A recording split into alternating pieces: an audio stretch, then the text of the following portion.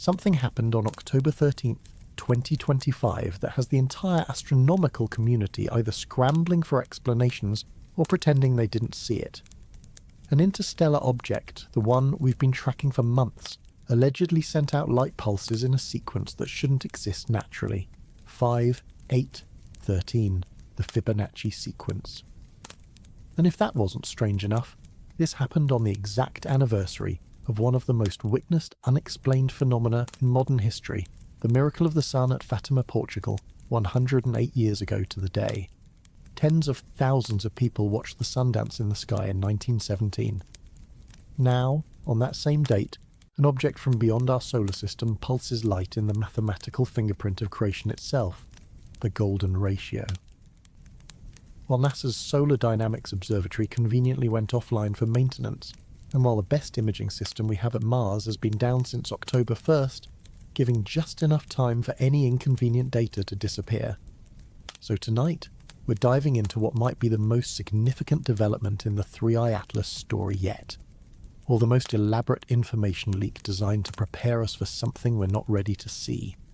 Either way, what's unfolding right now, hidden behind the sun where we can't observe it, demands your attention. If you find yourself coming back to this channel, please hit the like button and make sure you're subscribed. Only about 30% of our regular viewers are actually subscribed, so double check that you're not missing future updates, and drop a comment telling me where you're watching from and what time it is there.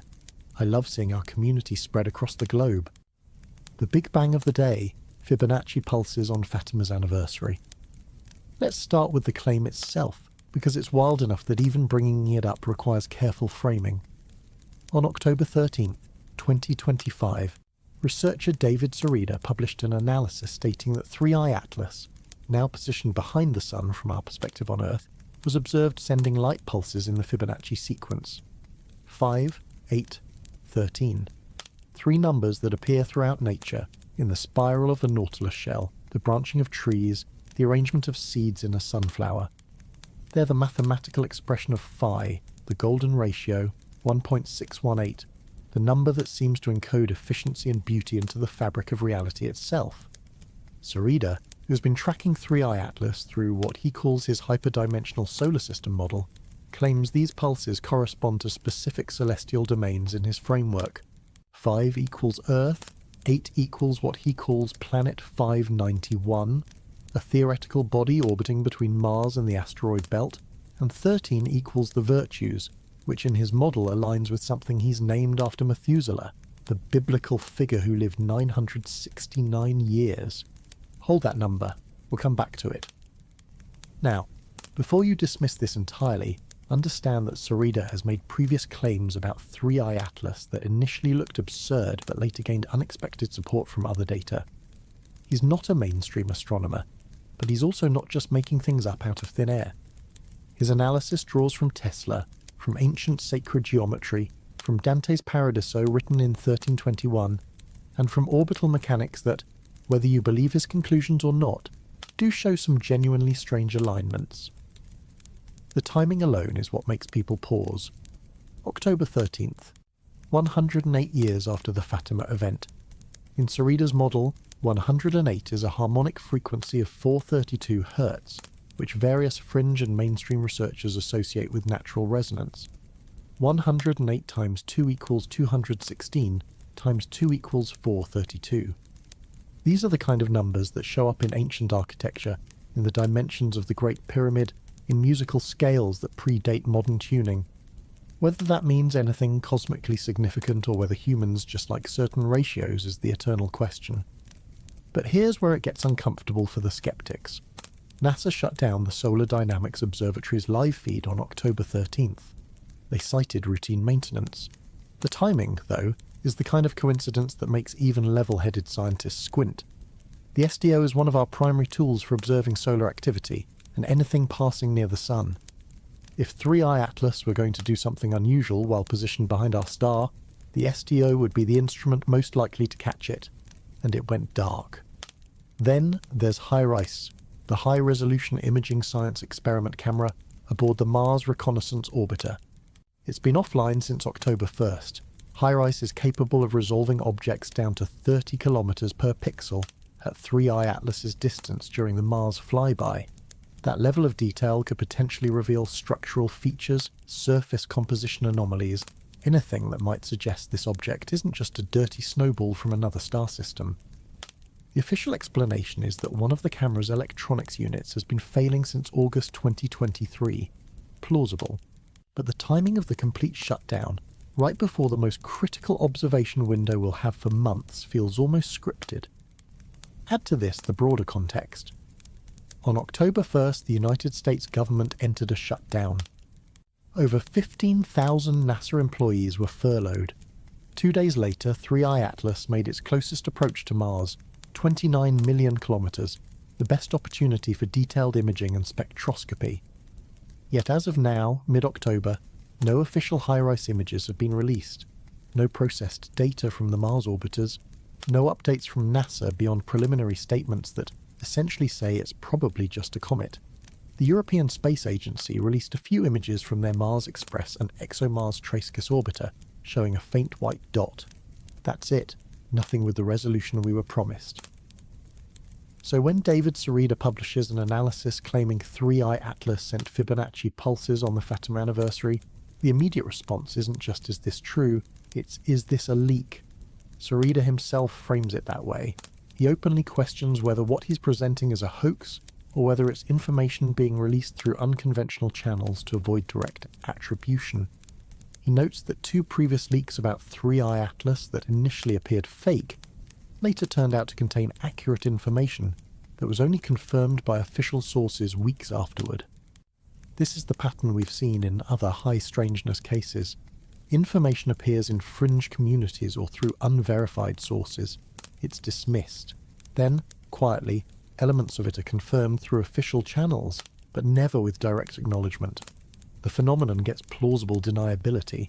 The insiders who leaked it avoid consequences, and the public is left trying to assemble a puzzle where half the pieces are labelled fiction and the other half are labelled classified. Let's dig into what Sarita actually claims the Fibonacci numbers mean. In his hyperdimensional solar system model, which he developed with his late partner Crystal Menchaca Sarita, there are 9 hidden planets or orbital resonances that correspond to ancient cosmological models. Dante's Paradiso describes 9 celestial spheres, each associated with different angelic orders. Sarita maps these onto orbital periods calculated by dividing 591, his proposed central orbital period in Earth days, by the goldenratio over and over. When you do that math, you get numbers that eerily match the orbital periods of known planets. Earth's exact sidereal year of 365.256 days appears when you divide 591 by phi. The orbit of Mars, Venus, Mercury, even the outer planets, all seem to cluster around these ratios with accuracy that's hard to dismiss as pure coincidence. Sarita points out that 3i Atlas's rotation period was measured at 16.16 hours, which converts to 969.6 minutes. 969, the age of Methuselah in the Bible. Now, you can argue that with enough mathematical gymnastics you can make any number fit any pattern, and that's fair. But the specific claim here is that 3i Atlas, on October 13th, transmitted 5813. In Sarita's model, 5 is Earth's position in the harmonic sequence. 8 is the domain of what he calls the dominions, the theoretical planet 591. 13 is the virtues, tied to the outermost edge of this inner system. If an intelligence were using this object to communicate, and if that intelligence understood how humans have encoded cosmic order into myth and sacred geometry, then sending these 3 numbers would be a way of saying we know your models, we know your history, and we're speaking your language. The alternative explanation is that someone on Earth fabricated this data, timed it to the Fatima anniversary for maximum psychological impact, and released it through Sarita to gauge public reaction. That's also entirely possible. In fact, it might be more likely. But then you have to ask, why? What's the benefit of creating a false narrative about an interstellar object that's already anomalous enough without embellishment? If this is disinformation, who benefits, and what's the end game? There's a third option that doesn't get discussed enough. What if the data is real, but it's not coming from 3i Atlas? What if there's a terrestrial or near-Earth source generating signals that appear to originate from the comet's position? That could be a test of detection capabilities, a way to measure how the public and the scientific community respond to potential non-human communication. It could be part of a broader disclosure strategy, incrementally introducing concepts that would have been unthinkable a decade ago. Avi Loeb, the Harvard astrophysicist who's been one of the few mainstream scientists willing to publicly entertain the extraterrestrial hypothesis, hasn't commented directly on the Fibonacci pulse claim, but he has repeatedly emphasized that 3i Atlas displays anomalies inconsistent with natural comets. The nickel-rich, iron-free emissions, the anti-solar tail pointing toward the sun instead of away from it. The mass calculations suggesting an object over 33 billion tons, far larger than its brightness alone would indicate. Loeb ranks 3i Atlas at a 6 on his proposed scale of 0 to 10, where 0 is definitely natural and 10 is definitely technological. A 6 means we should be taking this seriously, not dismissing it out of hand. The Fatima connection adds a layer that makes scientists deeply uncomfortable because it ventures into the realm of the mystical. On October 13, 1917, between 60,000 and 100,000 people gathered in the Covida area near Fatima, Portugal. They had been told by 3 shepherd children that the Virgin Mary would perform a miracle. What happened next was witnessed by believers and skeptics alike. The sun appeared to change colours, spin, and plunge toward the earth before returning to its normal position. Clothing that had been soaked by rain suddenly dried. Some reported seeing visions, others just the solar phenomenon. Skeptics have proposed various explanations: mass hallucination induced by staring at the sun, atmospheric optical effects caused by dust or moisture, psychological suggestion amplified by religious fervour. But none of these fully account for the physical effects, the dried clothing, the fact that people in different locations reported the same sequence of events, and the specificity of the prediction made months in advance. If you're looking for a pattern, it's there. A predicted celestial event witnessed by a massive crowd on October 13th. 108 years later, to the day, an object from interstellar space positioned behind the sun at the moment of its closest approach to our star allegedly emits pulses that encode mathematical truths humans have spent millennia trying to understand, and the tools we'd normally use to verify or debunk this are conveniently offline.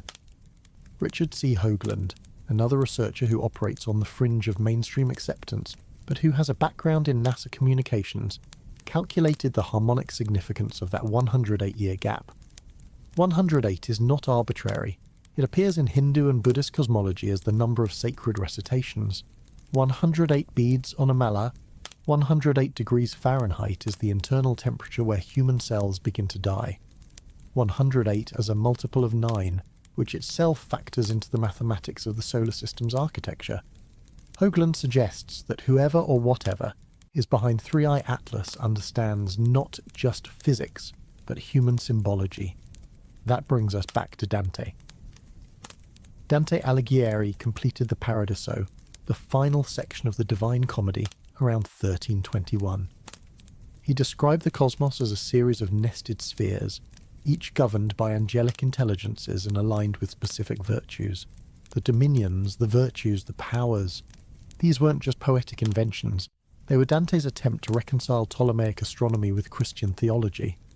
Sarita points out that Dante's model, 7 centuries old, maps almost perfectly onto his hyperdimensional solar system when you apply the goldenratio as the organizing principle. Now, 704 years after Dante wrote those words, an interstellar object appears, crosses through our solar system on a retrograde orbit that passes within 5 degrees of the ecliptic, and, if Sarita's claim holds, transmits numbers that directly reference that same cosmological framework. Either Dante somehow intuited a structure that extraterrestrial intelligences also recognize, or someone with deep knowledge of both human history and celestial mechanics is orchestrating an incredibly elaborate message. The challenge with evaluating this is that we're operating in a near-total information blackout. 3i Atlas reached perihelion, its closest approach to the Sun, on October 29th. It's now on the far side of our star, invisible to Earth-based telescopes, and will remain so until early December. Whatever it's doing right now, we can't see. The JUICE spacecraft, the European Space Agency's Jupiter Icy Moons Explorer, is scheduled to observe 3i Atlas in November using multiple instruments. But that data won't be transmitted back to Earth until February 2026, because JUICE is currently using its high-gain antenna as a heat shield and is too far from Earth to send high-bandwidth data.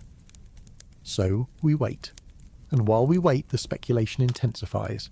Forums on Reddit dedicated to 3i Atlas have exploded with activity. The 3i Atlas subreddit, which barely existed 2 months ago, now has thousands of active members posting observations, theories, and alleged leaks. Some of it is noise. A lot of it is wishful thinking. But buried in there are people with legitimate astronomical backgrounds noticing things that don't add up. One user compiled a timeline of every official statement NASA has made about 3i Atlas and compared it to the actual data releases. The pattern is clear. Every time anomalous findings are reported by independent observatories, NASA issues a bland reassurance that it's consistent with cometary behavior. But the detailed data that would support those reassurances never appears. The high-risk images that should have been released by now, nothing. The spectroscopic analysis from the Mars flyby, nothing. Even basic astrometry, the precise position measurements needed to refine the object's trajectory, have been slower to update than they were for previous interstellar objects. This could be bureaucracy. It could be the government shutdown disrupting normal workflows. Or it could be something else. When you combine the observation blackout with the timing of the alleged Fibonacci pulses, with the Fatima anniversary, with the fact that 3i Atlas is now in the perfect position to perform a maneuver we couldn't detect from Earth, the shape of a narrative starts to form, and it's not a comfortable one. David Serida's warning is blunt. If these pulses are real, if 3i Atlas is indeed using sacred geometry and historical synchronicities to communicate, then we are not dealing with a random chunk of ice that wandered into our neighbourhood. We're dealing with something that knows us, that has studied our species and our myths, our mathematics, and is choosing this moment to make contact in a language designed to bypass scientific gatekeepers and speak directly to the part of human consciousness that recognizes pattern and meaning. The implications of that are staggering. It would mean the Fatima event, whatever it actually was, is part of a longer timeline of contact. It would mean our religious traditions, our sacred numbers, our architectural alignments to celestial bodies. All of it might be responses to interventions we've misinterpreted as divine or mystical. It would rewrite history. But it would also require accepting a level of intelligence and intentionality that most scientists are not prepared to entertain. It's easier to file this under elaborate hoax or fringe speculation than to seriously consider that an interstellar object might be encoding messages in the mathematics of creation on the anniversary of one of the 20th century's most documented unexplained events. Yet here we are. And the object is still out there, hidden behind the sun, doing whatever it's doing while we sit in the dark waiting for December, waiting for the JUICE data, waiting for someone to finally release images that should have been public weeks ago. Think about that for a moment.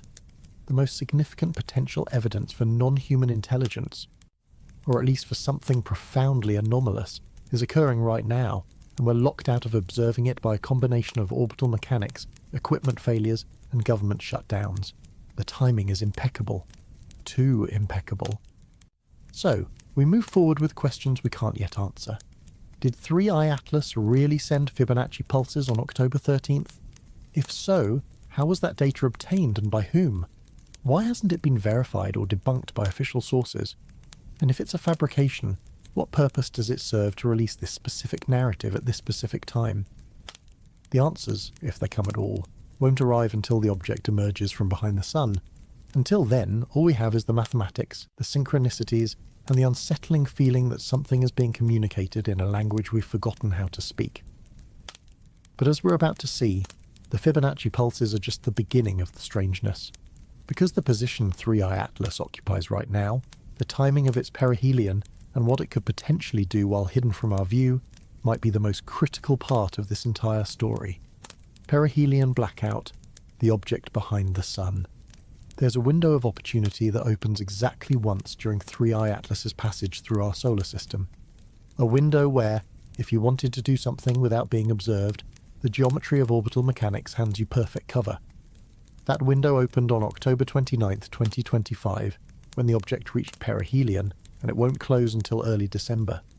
For roughly 6 weeks, 3i Atlas is positioned behind the sun from Earth's perspective, invisible to our telescopes, hidden in the glare of the star that gives us life. And if Avi Loeb's calculations are correct, this is precisely where and when an intelligent object would execute what's called a reverse solar Oberth maneuver. Let's break down what that means, because the implications are genuinely unsettling. The Oberth effect is a principle of orbital mechanics where a spacecraft gets maximum benefit from a propulsion burn when it's moving fastest, typically at the closest point to a massive body like the Sun. For an object entering the solar system at high speed, the best place to decelerate and capture into a bound orbit is right at perihelion. You fire your engines when the Sun's gravity is pulling you fastest, and the combination of your thrust and the gravitational assist allows you to shed velocity much more efficiently than if you burned fuel out in deep space. Now imagine you're an interstellar probe arriving in a system you want to study. You don't want to announce your intentions. You time your approach so that perihelion occurs when you're on the opposite side of the Sun from the civilization you are observing. They can't see you. Their solar monitoring instruments are either offline or looking at the wrong wavelength. You execute your burn, drop into a solar orbit, and by the time you emerge on the other side, you're no longer an interstellar interloper heading back out into the void. You're a resident, and they won't know until you decide to reveal yourself.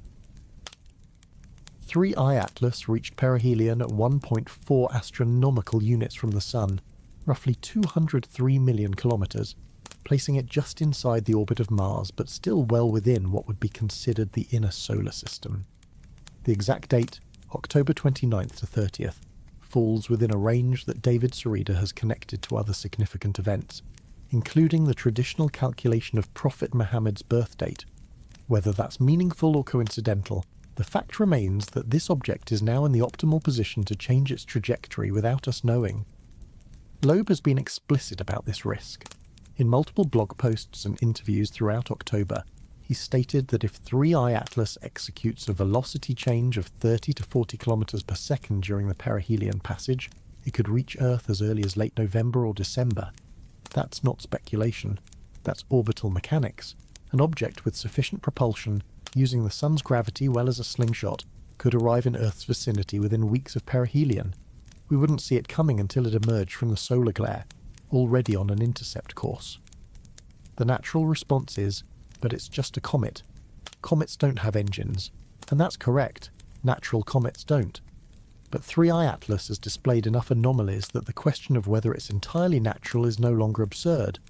The nickel emissions without corresponding iron, the anti-solar tail, the rotation period encoded in biblical numerology, the trajectory that passes within 0.005%, probability of 3 major planets.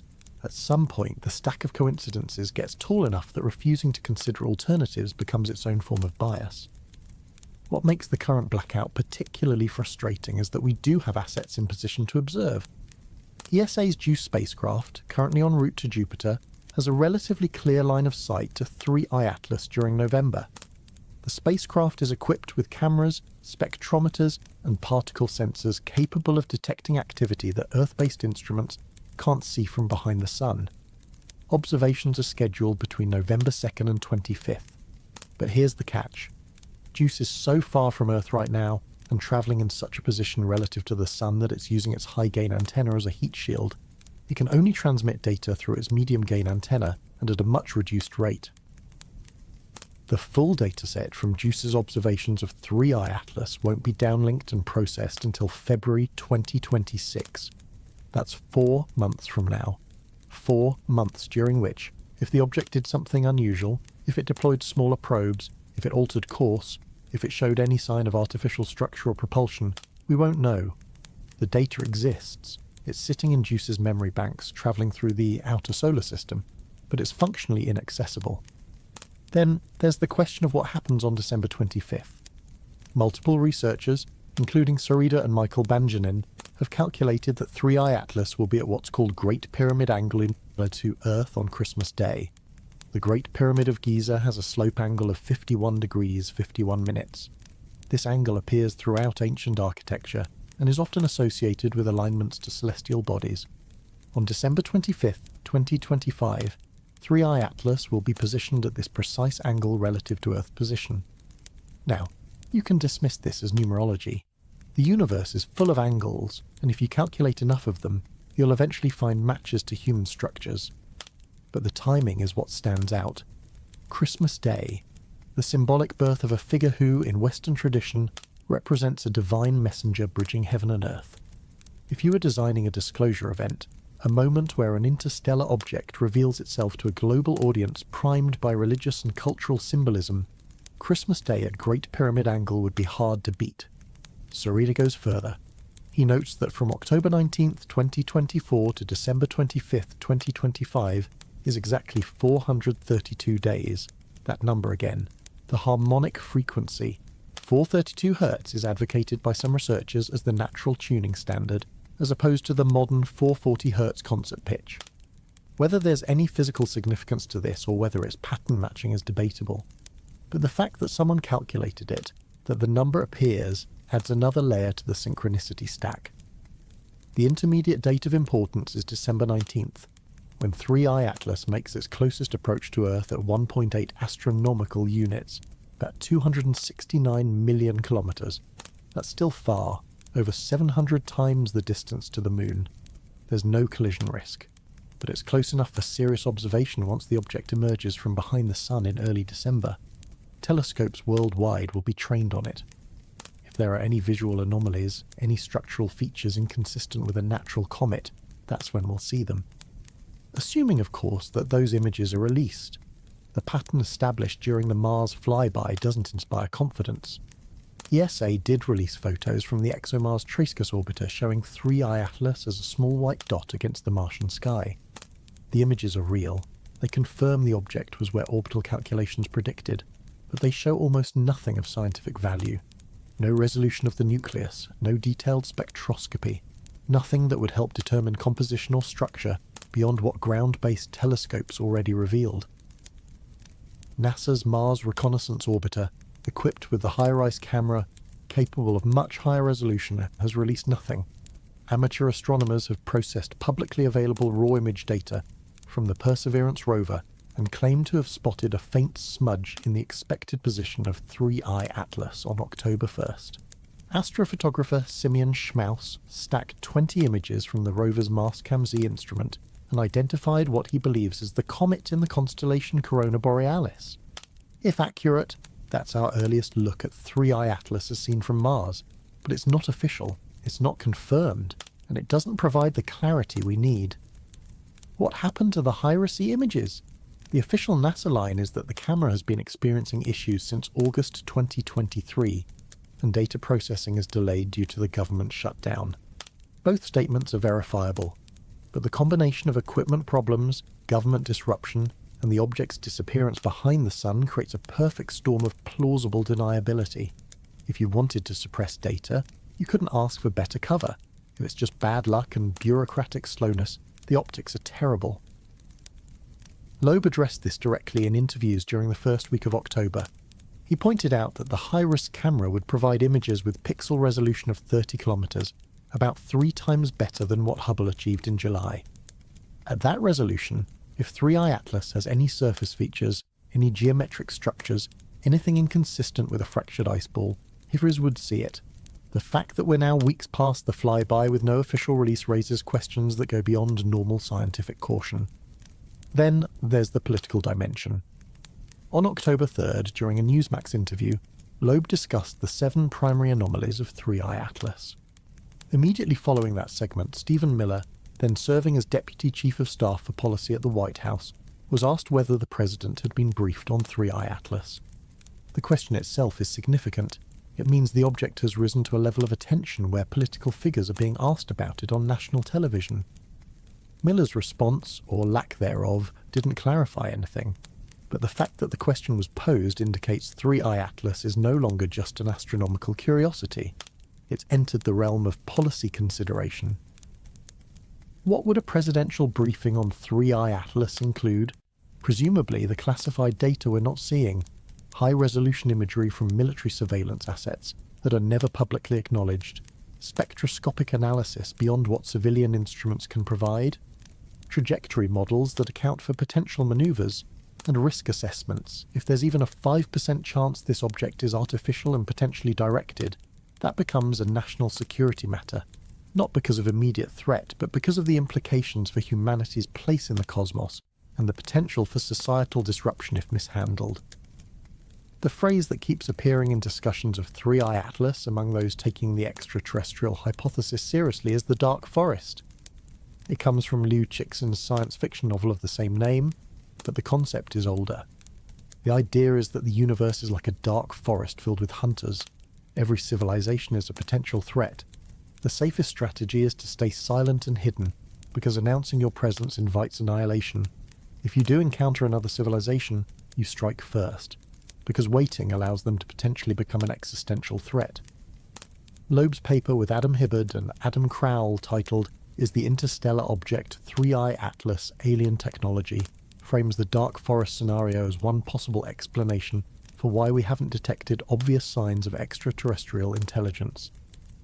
If most civilizations operate under dark forest logic, then any probe sent into another system would be designed to observe covertly. It would mimic natural objects, it wouldn't broadcast signals, and it would only reveal itself when strategically advantageous. In that framework, Three-Eye Atlas arriving on a trajectory that allows close observation of multiple planets, executing perihelion behind the sun where it can't be watched, and potentially timing its emergence with culturally significant dates, is exactly what you'd expect. The probe studies the system. It determines the level of technological development. It waits for a moment of maximum psychological impact. Then it reveals itself, not through radio signals that scientists can control and gatekeep, but through visual presence that anyone with a telescope can verify. The counter-argument is straightforward. Comets do weird things. Outgassing creates non-gravitational accelerations. Composition varies depending on formation conditions in the original star system. The lack of iron in the spectrum could be explained by depletion during the object's journey through interstellar space. The trajectory, while statistically unusual, is not impossible. And invoking alien intelligence as an explanation is a massive leap that requires extraordinary evidence. That's all valid, but the extraordinary evidence bar is a moving target. At what point does the accumulation of anomalies cross the threshold?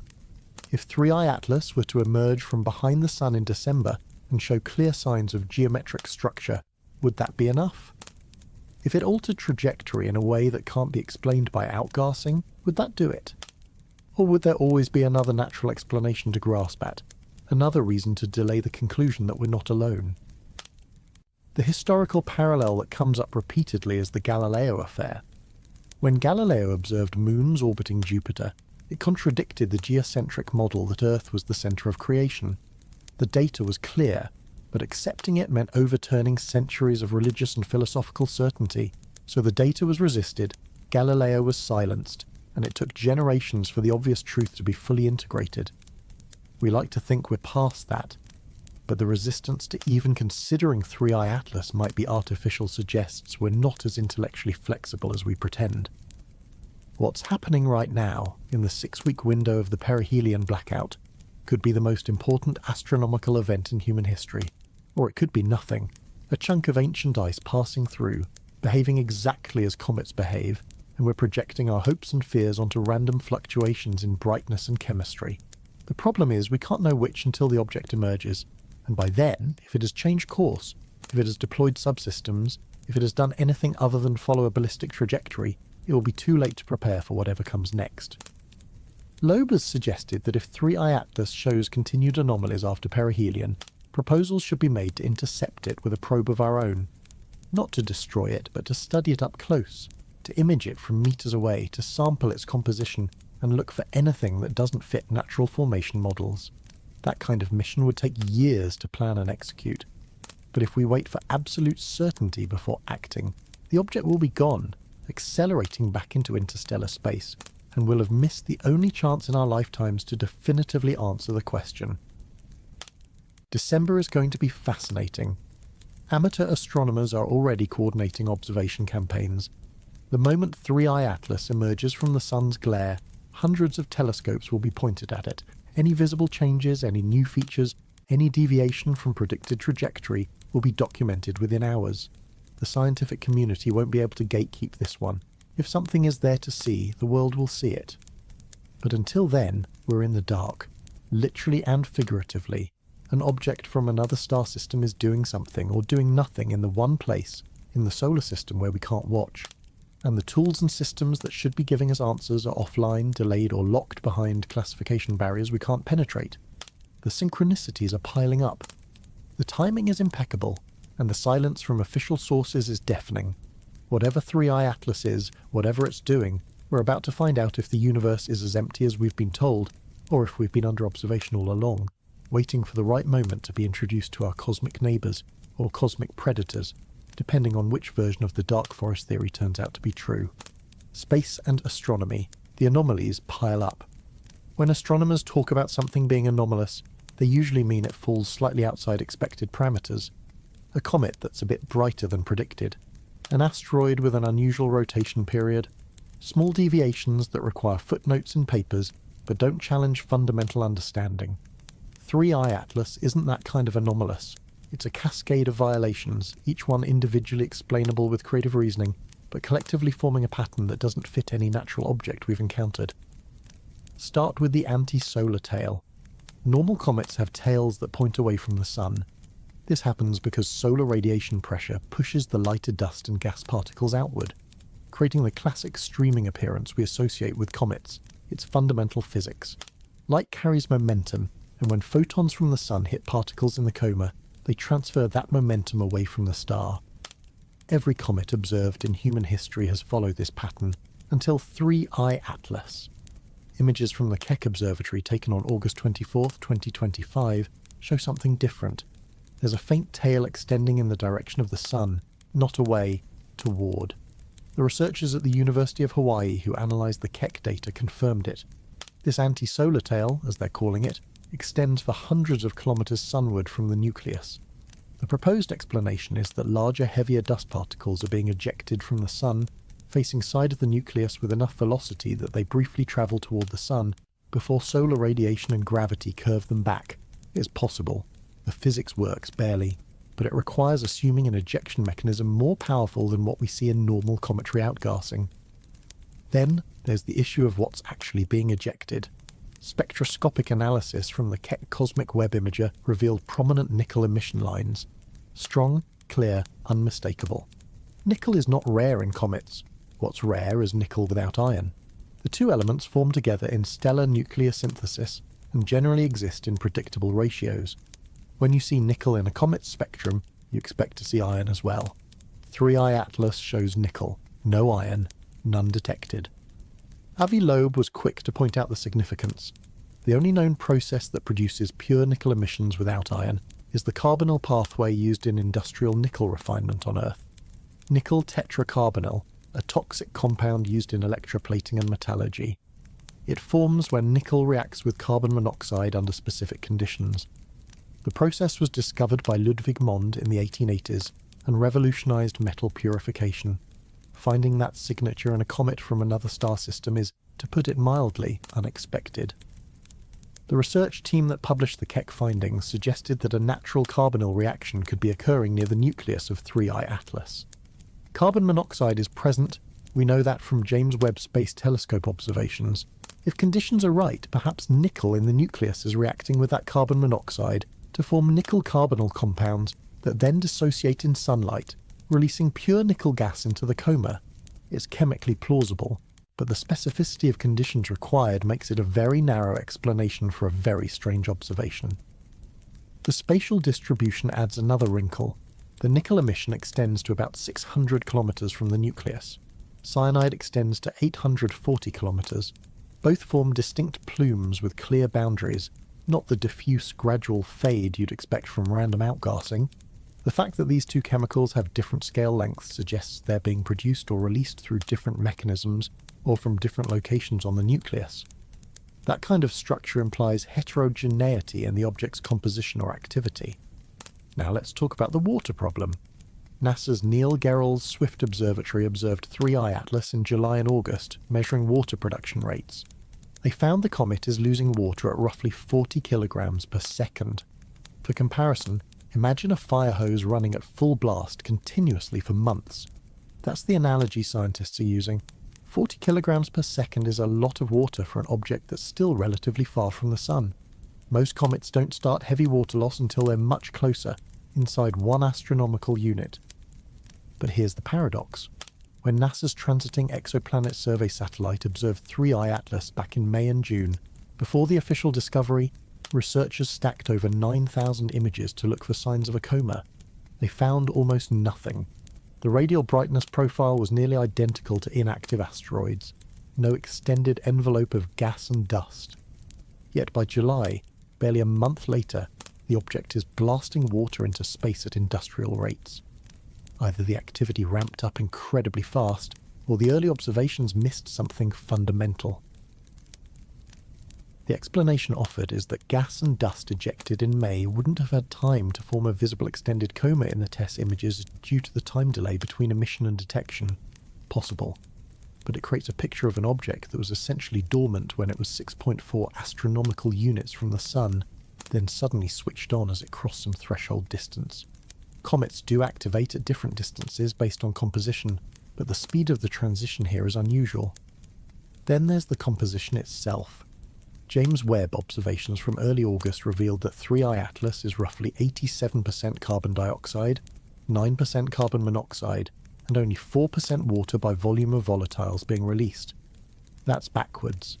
Normal comets, including the previous interstellar comet 2I Borisov, are water-dominated. Water ice is the primary volatile.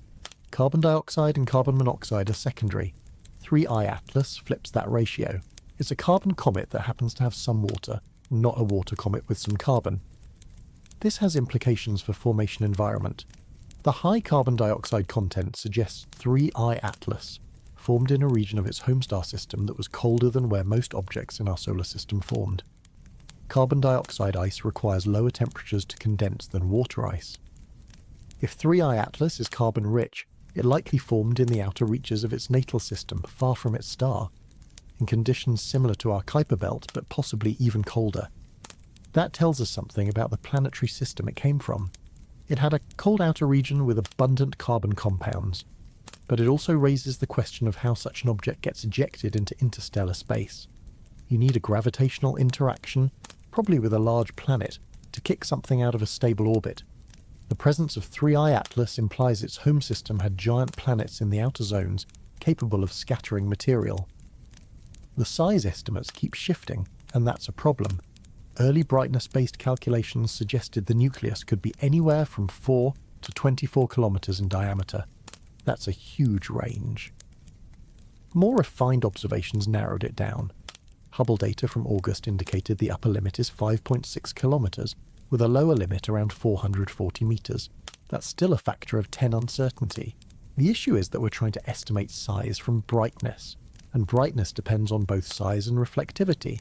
If 3I Atlas has a very dark surface, it could be larger than we think.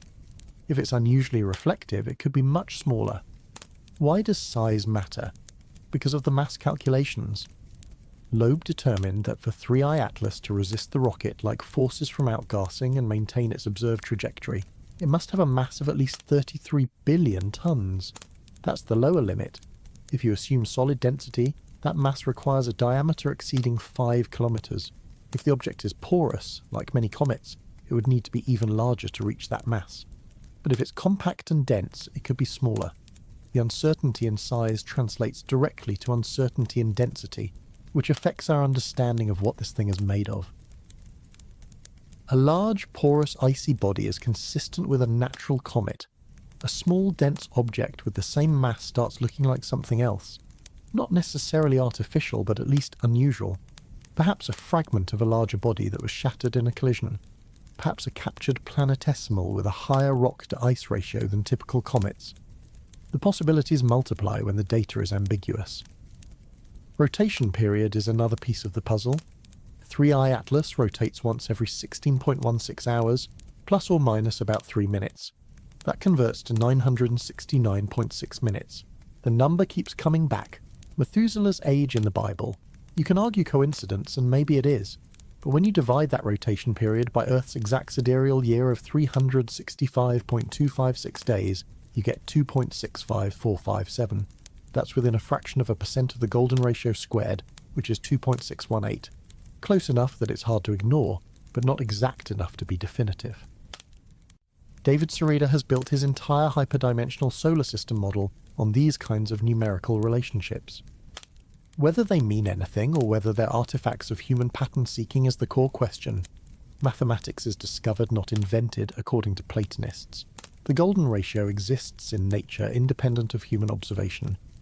If an intelligence wanted to encode a message in a way that any scientifically advanced species would recognize, using fundamental mathematical constants would be the obvious choice. But that assumes intention. It assumes design. And that's the leap most scientists are unwilling to make without far more evidence. The trajectory itself remains one of the strongest anomalies. 3i Atlas approaches within 5 degrees of the ecliptic plane, the imaginary disk in which the planets orbit. Random interstellar objects should arrive from random directions. The fact that this one aligns so closely with the planetary plane is statistically unlikely. Loeb calculated the probability at less than 1%. That doesn't prove anything by itself. Unlikely events happen, but it's another data point in the pile. The retrograde orbit adds to the strangeness. 3i Atlas is moving opposite to the direction planets orbit the Sun. Most objects in the solar system orbit in the same direction because they formed from a rotating disk of material. Retrograde orbits are rare and usually indicate either a capture event or an origin outside the system. For an interstellar object, retrograde isn't surprising, but combined with the low inclination, it creates a trajectory that's both unusual and tactically advantageous if you wanted to observe multiple planets without being easily detected. The velocity is consistent with interstellar origin. At discovery, 3i Atlas was moving at roughly 61 kilometers per second relative to the Sun. That's faster than solar escape velocity at that distance, confirming it's not bound to our system. As it approaches perihelion, it accelerates to about 68 kilometers per second due to gravitational pull. After perihelion, it will slow again as it climbs back out of the Sun's gravity well. If it follows a purely ballistic trajectory with no propulsion, it should exit the solar system at roughly the same speed it entered. Any significant deviation from that predicted exit velocity would be a red flag. The connection to the WOW signal is speculative but intriguing. In 1977, the Big Ear radio telescope at Ohio State University detected a strong narrowband radio signal that lasted 72 seconds. It was so unusual that astronomer Jerry Amon wrote "wow" in the margin of the printout. The signal appeared to come from the direction of the constellation Sagittarius, near the star group Chi Sagittarii. It was never detected again despite multiple follow-up observations. Loeb noted that 3i Atlas's trajectory, when traced backward, passes through a region of sky very close to where the WOW signal originated.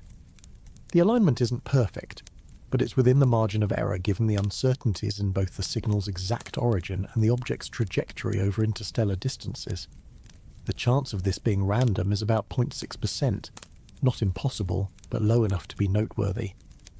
If 3i Atlas transmitted the WOW signal decades ago as it approached our solar system, the timeline works. The signal was detected in 1977. 3i Atlas is now here. Depending on its velocity and trajectory over the intervening decades, it could have been in the right position at the right time. But that requires assuming the object has been under intelligent control for at least 48 years, maintaining a course toward our system while announcing its approach with a radio burst. It's a huge assumption, but it would explain why the signal was never repeated. It wasn't a beacon. It was a one-time announcement. The alternative explanations for the WOW signal include a passing comet that happened to be in the beam, a terrestrial interference that somehow appeared exactly like an extraterrestrial signal, or a natural astrophysical phenomenon we don't yet understand. None of these are particularly satisfying. The comet explanation requires that the comet was outgassing hydrogen at exactly the frequency the telescope was tuned to, which is possible but requires specific conditions. The interference explanation struggles with the fact that the signal had all the characteristics of an astronomical source, including the expected rise and fall in intensity as the telescope's beam swept across it. Adding it all together, the anti-solar tail, the nickel without iron, the carbon-heavy composition, the extreme water loss rate, the inactive early observations, the peculiar trajectory, the rotation period encoding, the WOW signal alignment, you get an object that doesn't quite fit anywhere. It's not like the comets in our solar system. is not like 2I Borisov, the previous interstellar comet, is not like 1I Oumuamua, the first interstellar object, which showed non-gravitational acceleration but no visible outgassing. 3I Atlas is its own category. The scientific community is split. Most researchers are cautiously interpreting the data within known frameworks. Unusual composition, check. Odd outgassing behaviour noted. Trajectory within statistical bounds, barely. All explainable with creative applications of comet physics and formation theory. But a vocal minority, led by Loeb and a handful of others, are pointing out that at some threshold, explaining away becomes less convincing than considering alternatives. We're in a strange position. The data is good enough to know something is off, but not good enough to determine what. The object is too far away for direct imaging of surface features. Spectroscopy gives us chemical composition but not structure. We can measure brightness and infosize, but not directly observe the nucleus. Everything is inference, models, statistical arguments, and in that ambiguity both the skeptics and the believers find room to support their preferred explanations. What would it take to resolve this? A close approach mission the kind Loeb has proposed, sending a probe to intercept 3I Atlas and image it from a few hundred kilometers away. We'd see the surface. We'd detect any geometric patterns, any anomalies in texture or reflectivity, any features that don't occur naturally. That mission doesn't exist. It would take years to plan and launch. By the time it could reach 3I Atlas, the object would be deep in interstellar space, unreachable. So we're left with remote observations and speculation. The anomalies pile up. Each one has a potential natural explanation. But the cumulative weight of them, the sheer number of things that are just slightly wrong, starts to bend probability into uncomfortable shapes. Either we're witnessing an extraordinarily unusual natural object that happens to display a dozen rare characteristics simultaneously, or we're looking at something that requires a different framework to understand. And the framework we've avoided for so long, the possibility of design, of intention, of intelligence, hovers at the edge of every conversation about 3I Atlas, acknowledged or not. Technology and engineering, Loeb's alien probe hypothesis. There's a particular kind of courage required to put your name on a paper titled "Is the Interstellar Object 3I Atlas Alien Technology?" Not the courage to have the idea, lots of people have wild ideas after a few drinks, but the courage to formalize it, work through the mathematics, publish it with co-authors, and stand by it knowing the academic backlash that will follow. Avi Loeb has that courage, or recklessness depending on your perspective, and his paper with Adam Hibbard and Adam Crowell posted to the Arxiv preprint server in July lays out a case that's equal parts rigorous orbital mechanics and science fiction speculation.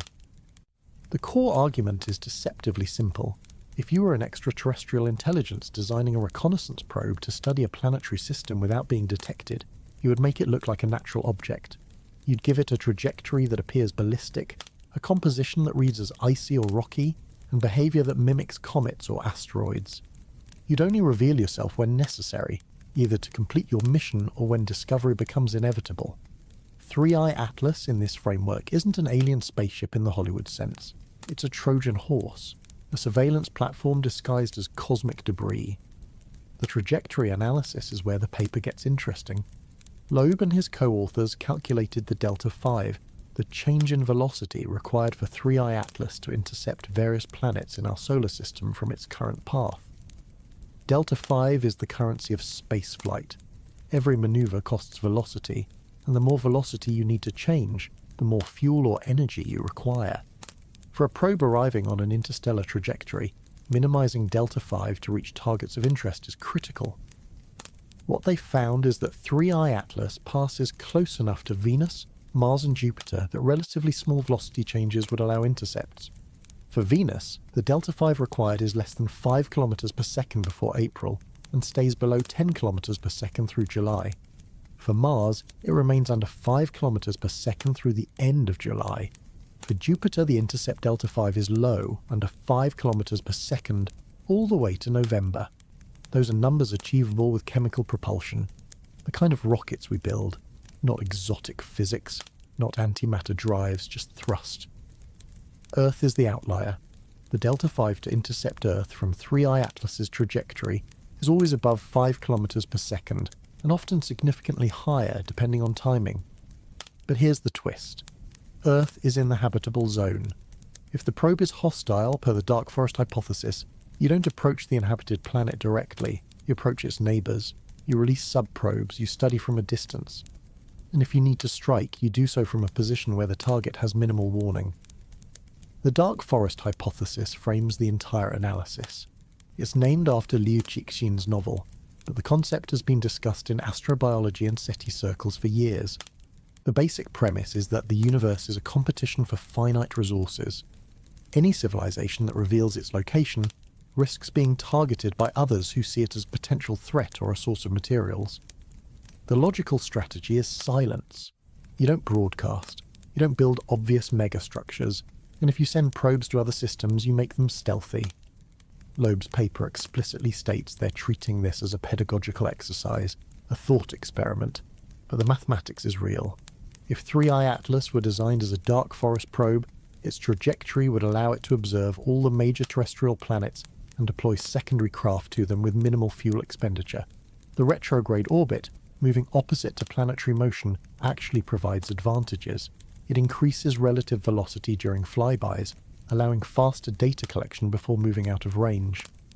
And the low inclination to the ecliptic means it stays in the plane where planets reside, maximizing observation opportunities. The timing of perihelion is crucial. 3i Atlas reaches its closest point to the Sun on October 29th, when it's on the far side from Earth. If you wanted to perform a braking maneuver to enter a bound solar orbit, this is where you'd do it. The Sun occludes observation from the planet you're most interested in.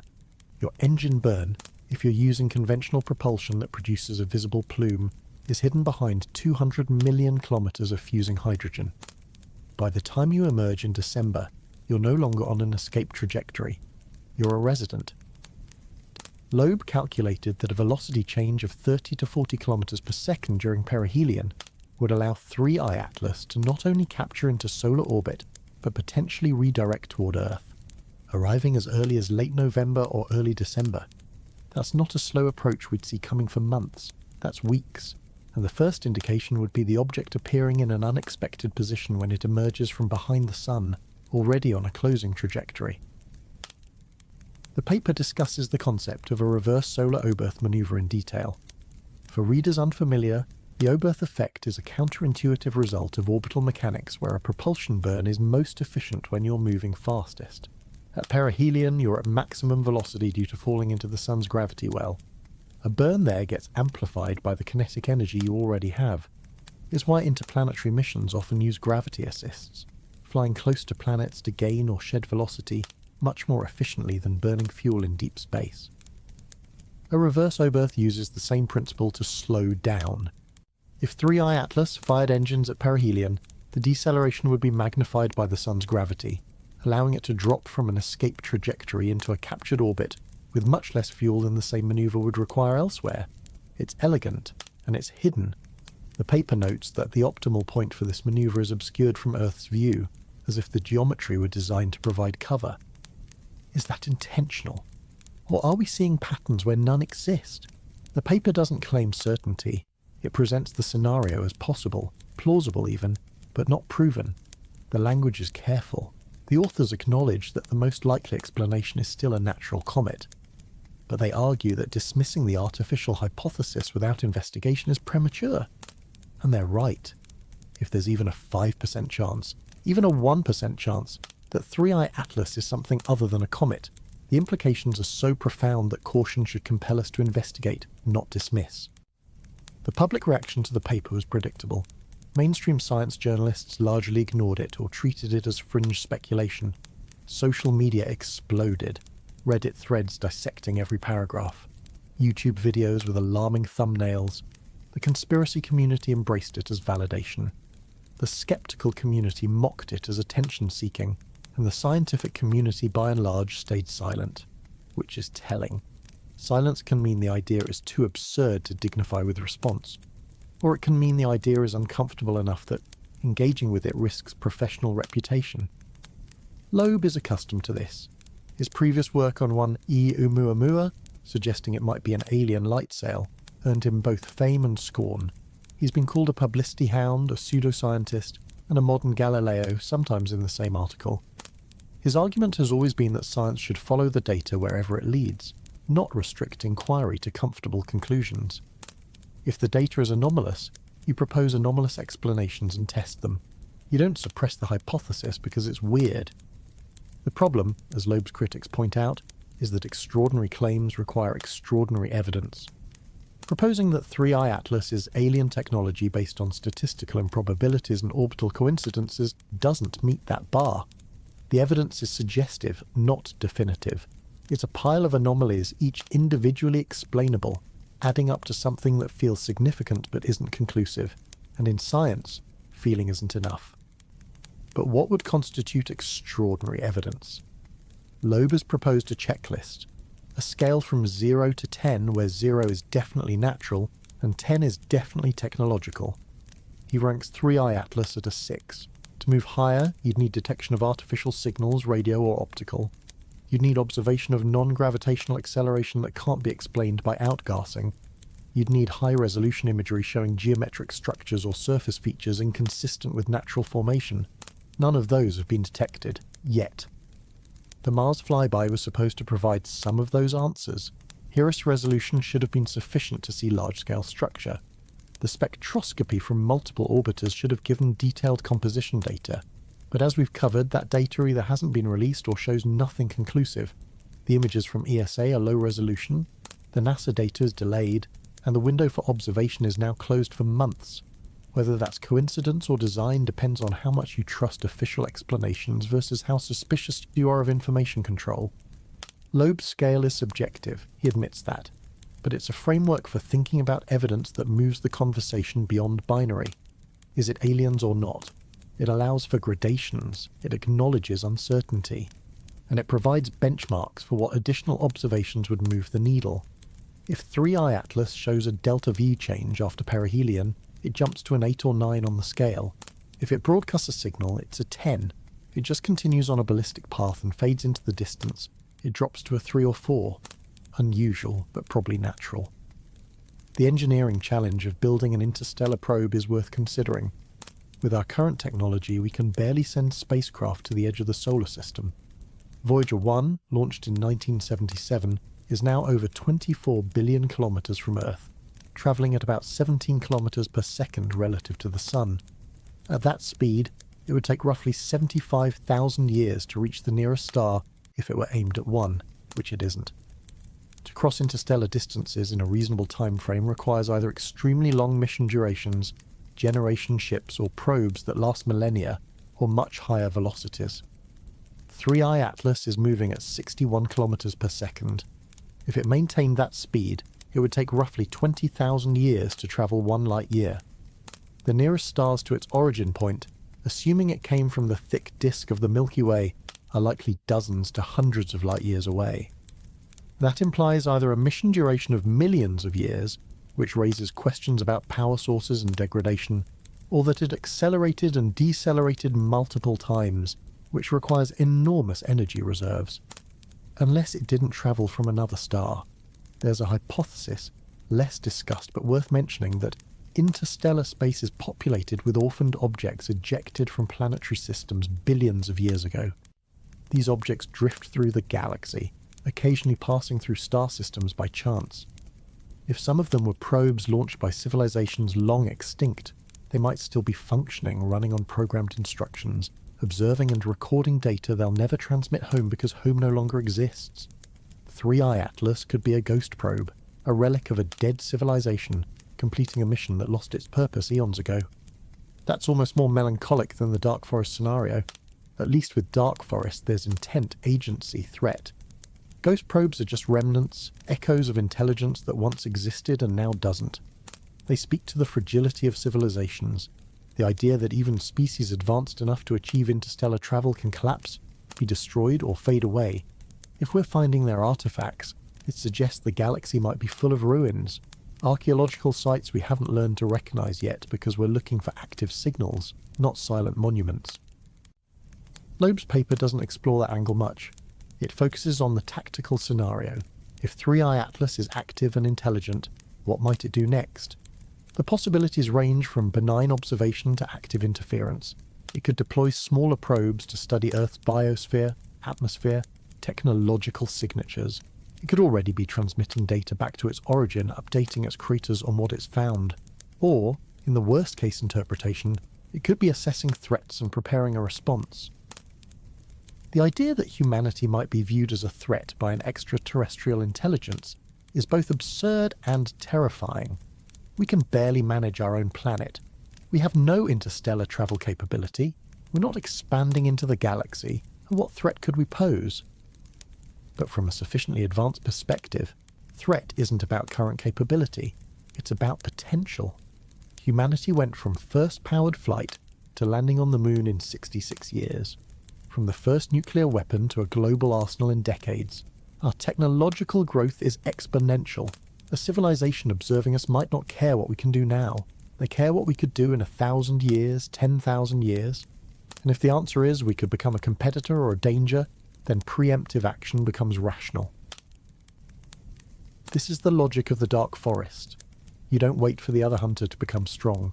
You strike while they're weak. It's cold, ruthless, and it assumes a universe of zero-sum competition. But it's also, potentially, the reason we haven't detected obvious signs of widespread galactic civilizations. They're all hiding, or they've all been eliminated by those who hid better. Loeb doesn't advocate for panic. His position is that we should observe, gather data, and be prepared to respond if necessary. If 3i Atlas turns out to be natural, we've learned something about interstellar objects and planetary system formation.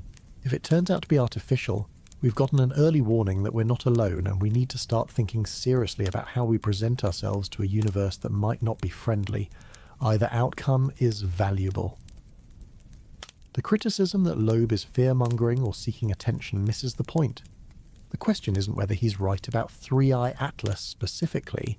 The question is whether the possibility of extraterrestrial probes in our solar system is something we should prepare for, think about, and develop protocols around. Because if it's not 3i Atlas, it'll be the next interstellar object, or the one after that. The Vera Rubin Observatory is about to come online, and it's going to find interstellar visitors at a rate of maybe several per year. If even a small fraction of them are artificial, we need frameworks for identifying them and deciding what to do. Ignoring the possibility because it's uncomfortable, or because proposing it invites ridicule is not a strategy. It's denial.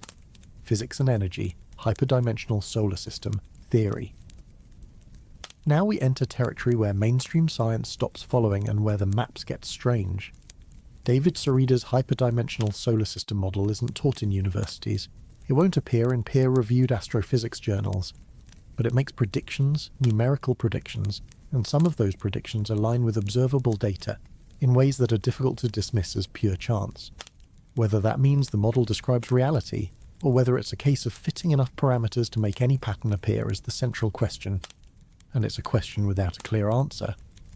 The foundation of the model is the number 591. Not 591, 591 exactly. This number, Serida claims, represents the orbital period in Earth days of a hypothetical planet located between Mars and the asteroid belt. Planet 591 doesn't exist in any official catalogue. No telescope has ever imaged it. But when you take 591 and divide it repeatedly by the golden ratio, 1.618, you generate a sequence of numbers that correspond, sometimes with eerie accuracy, to the orbital periods of known planets and significant resonances in the solar system.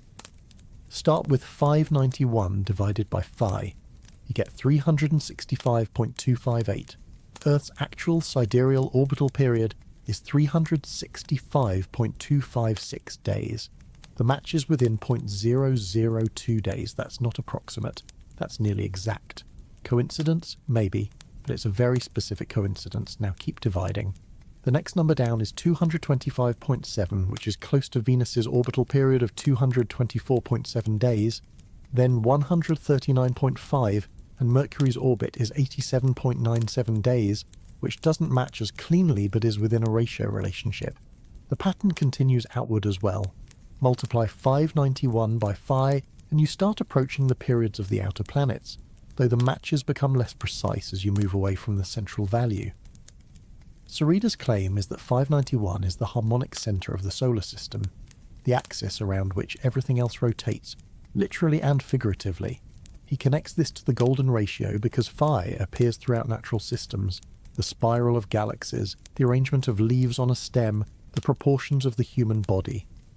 If the solar system is organized according to phi, then finding a central frequency and scaling it by phi should reveal the structure, and to some extent it does, at least for the inner planets. The outer planets are where the model gets more speculative. Sarita proposes 9 additional planets or orbital zones that correspond to angelic hierarchies described in Christian cosmology and in Dante's Paradiso. The seraphim, the cherubim, the thrones, the dominions, the virtues, the powers, the principalities, the archangels, and the angels. Each of these is assigned an orbital period calculated by continuing the phi division or multiplication sequence from 591.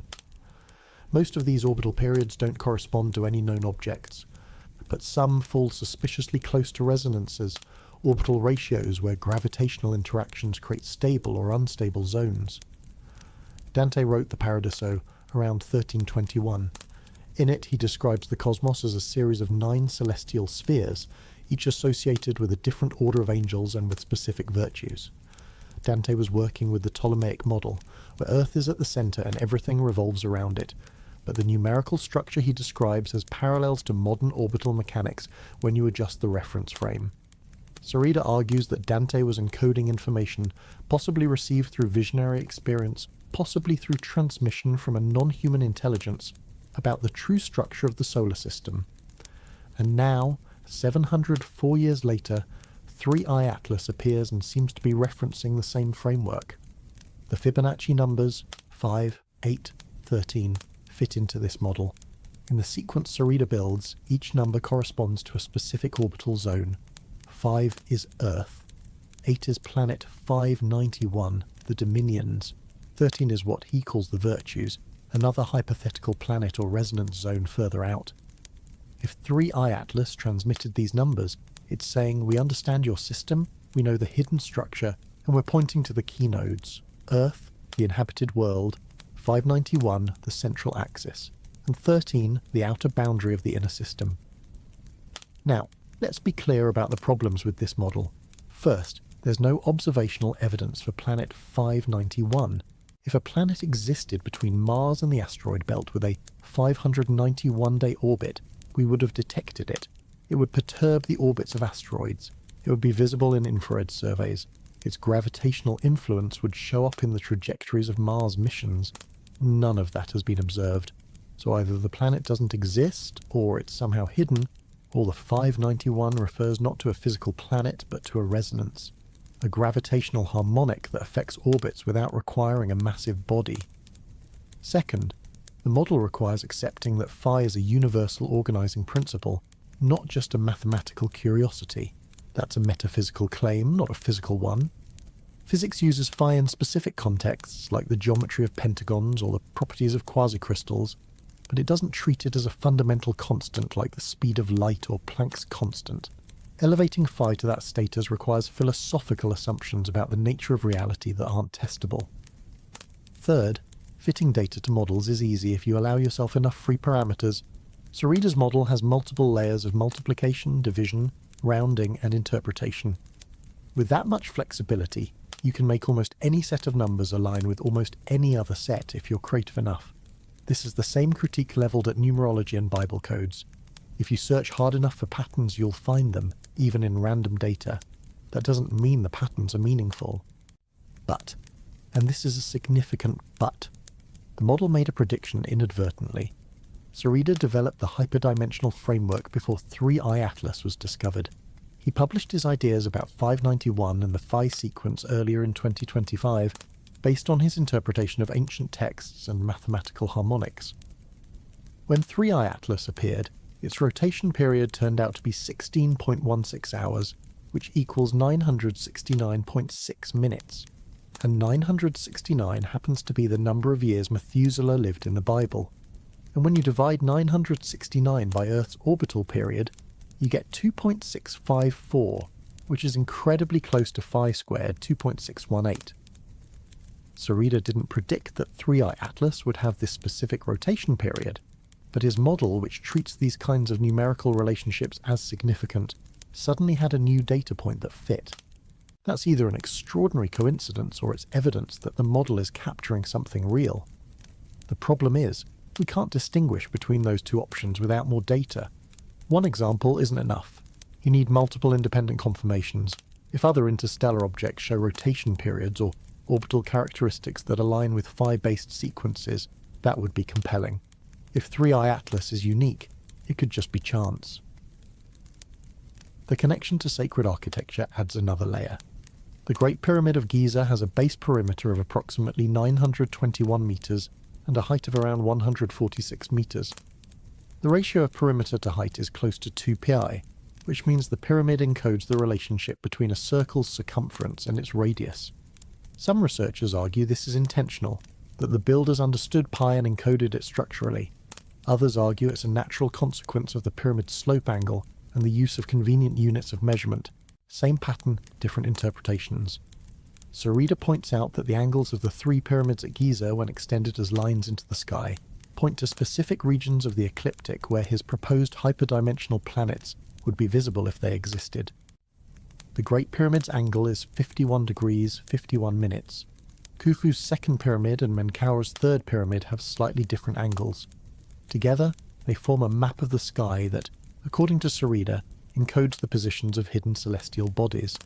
This is not accepted by mainstream Egyptology, which generally interprets the pyramids as tombs and the angles as architectural choices related to structural stability.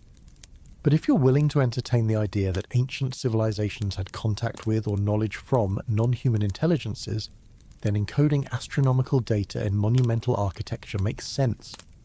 It's a way to preserve information across millennia. Stone lasts, oral traditions fade, writing systems change. But a pyramid, aligned to cardinal directions, built with geometric precision, carries its message forward through time to anyone capable of reading it.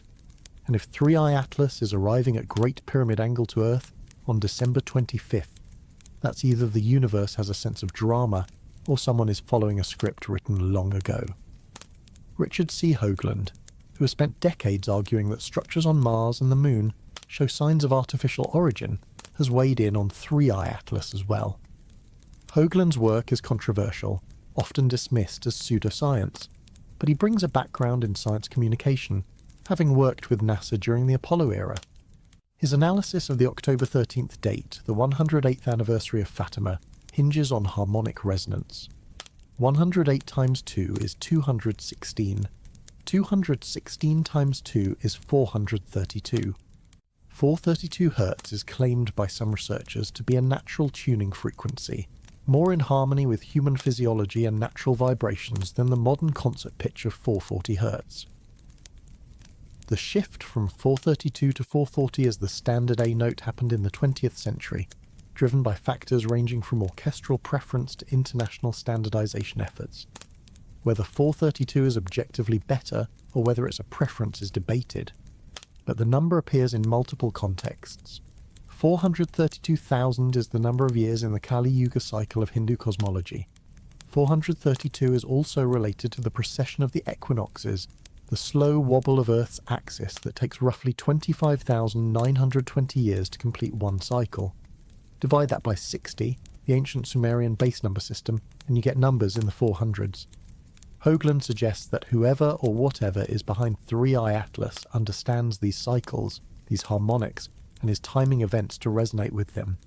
The Fatima anniversary, the perihelion date, the Christmas alignment, none of it is random. It's a composed piece, a symphony where each note is placed for maximum effect. Whether that's true or whether we're imposing narrative onto chaos is impossible to say, but the aesthetic is compelling. If you're going to announce your presence, doing it through synchronicity and sacred timing is more elegant than broadcasting a simple radio signal. The mathematical relationships Sarita has identified can't all be dismissed. The rotation period of 3i Atlas matching the goldenratio squared within a fraction of a percent is odd. The fact that dividing 591 by phi gets you Earth's orbital period almost exactly is odd. The Fibonacci sequence appearing in alleged light pulses on a historically significant date is odd.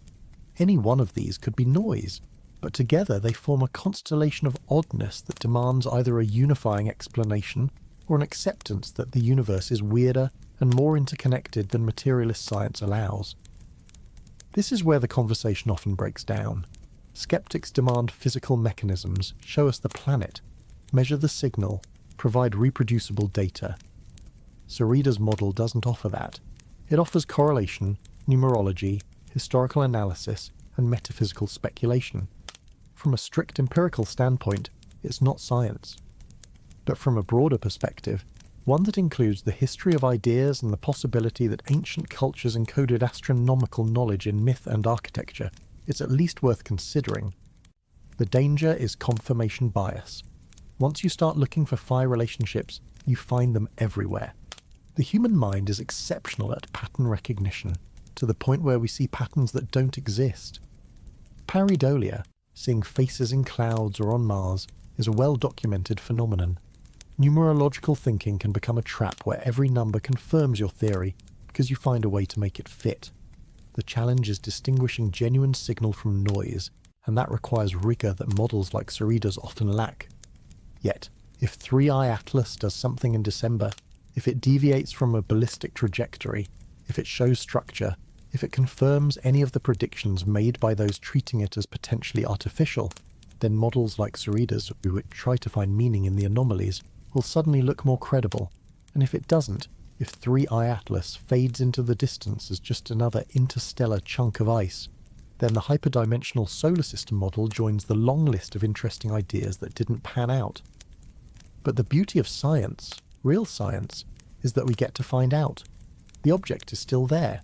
The observations will continue, and the data will either support or refute the wild hypotheses. That's how it should work, even if the hypotheses make people uncomfortable. Biology and genetics. Could it seed life? There's a hypothesis in astrobiology that doesn't get enough attention in popular discussions, probably because it's simultaneously elegant and disturbing. It's called panspermia, the idea that life doesn't originate independently on every planet but spreads through space on comets, asteroids, and interstellar objects.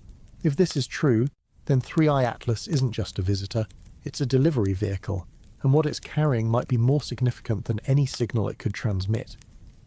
Let's start with the age estimates. Multiple studies trying to trace 3i Atlas's trajectory backward through the galaxy suggest it's been travelling for a very long time. The conservative estimate is 3 billion years. The upper estimate pushes to 14 billion years, which would make it older than the solar system, possibly dating back to the early universe when the first generation of stars was seeding the galaxy with heavy elements. If 3i Atlas formed 14 billion years ago, it witnessed the Milky Way's adolescence.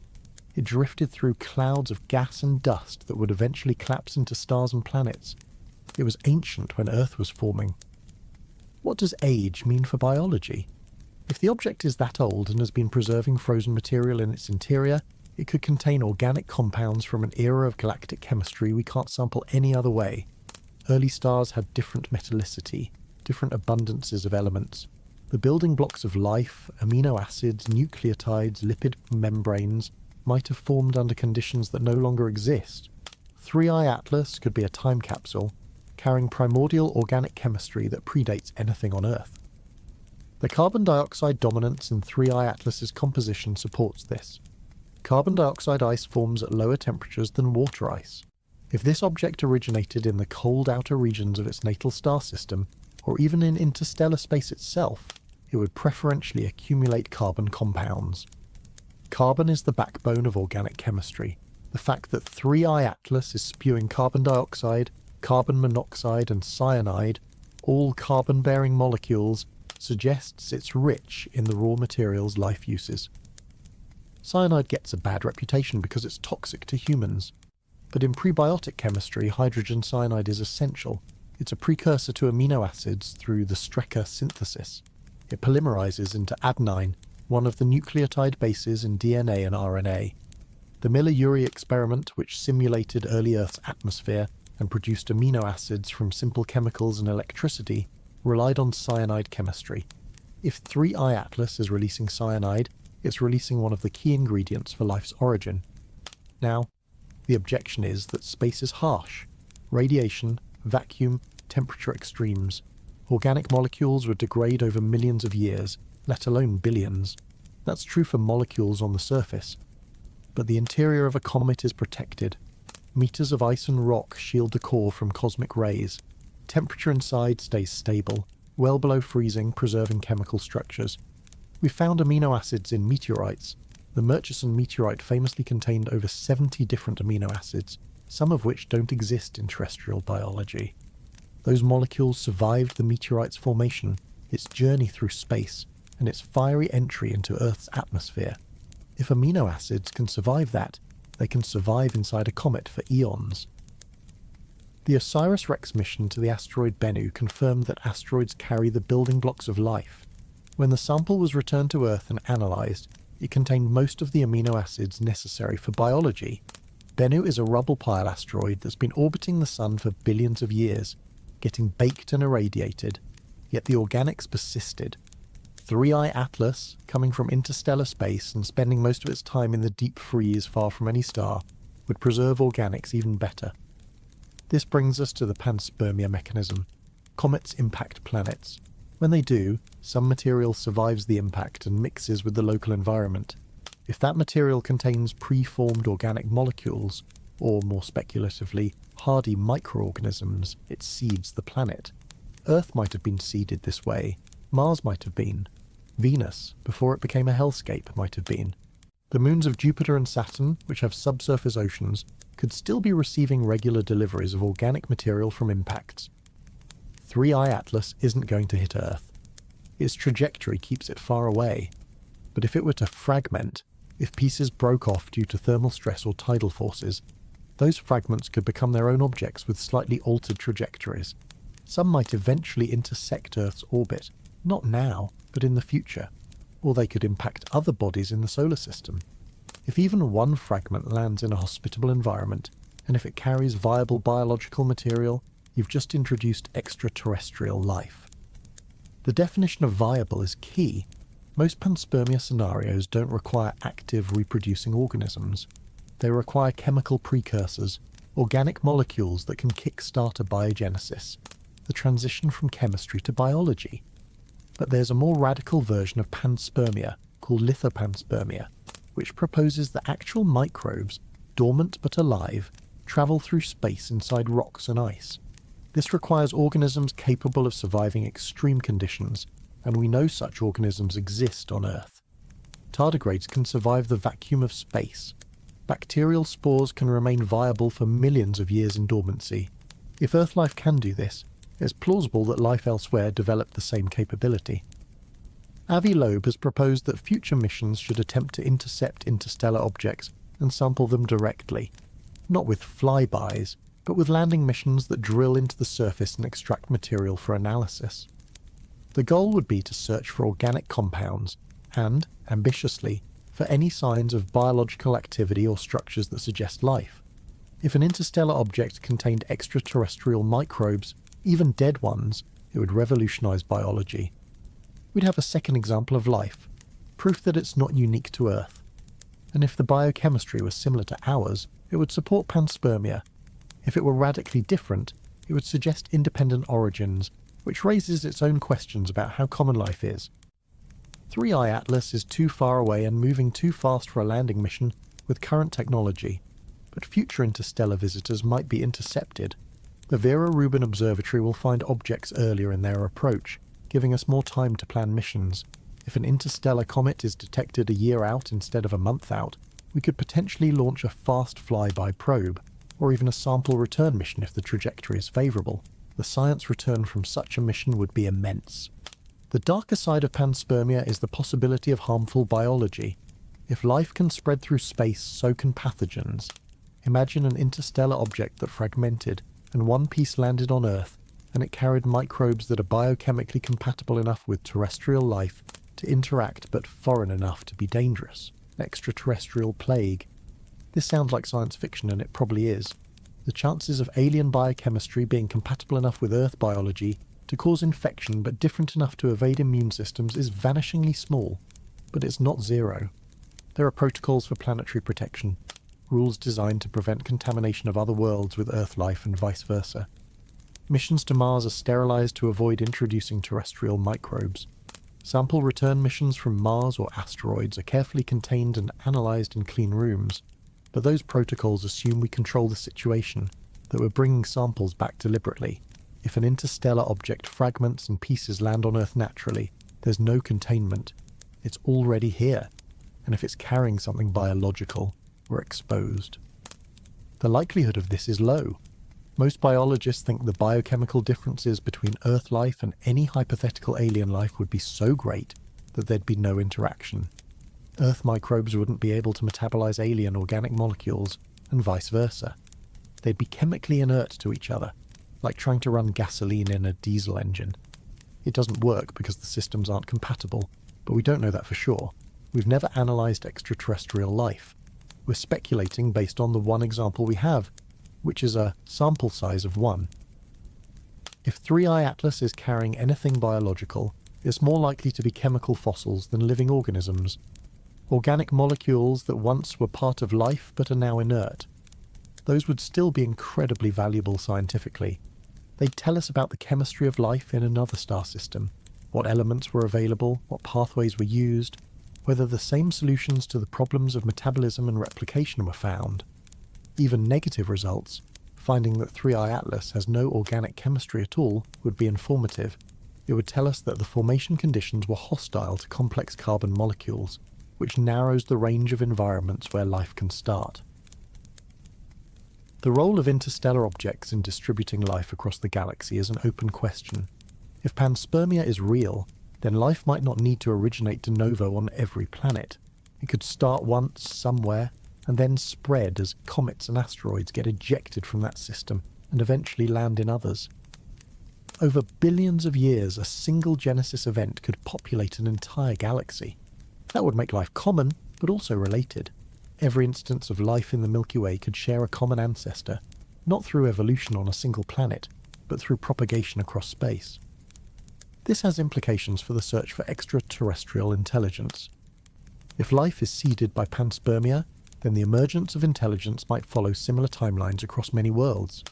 You could have waves of intelligence, cohorts of species that developed within the same few 100 million-year window, because they all started from seeds distributed in the same epoch.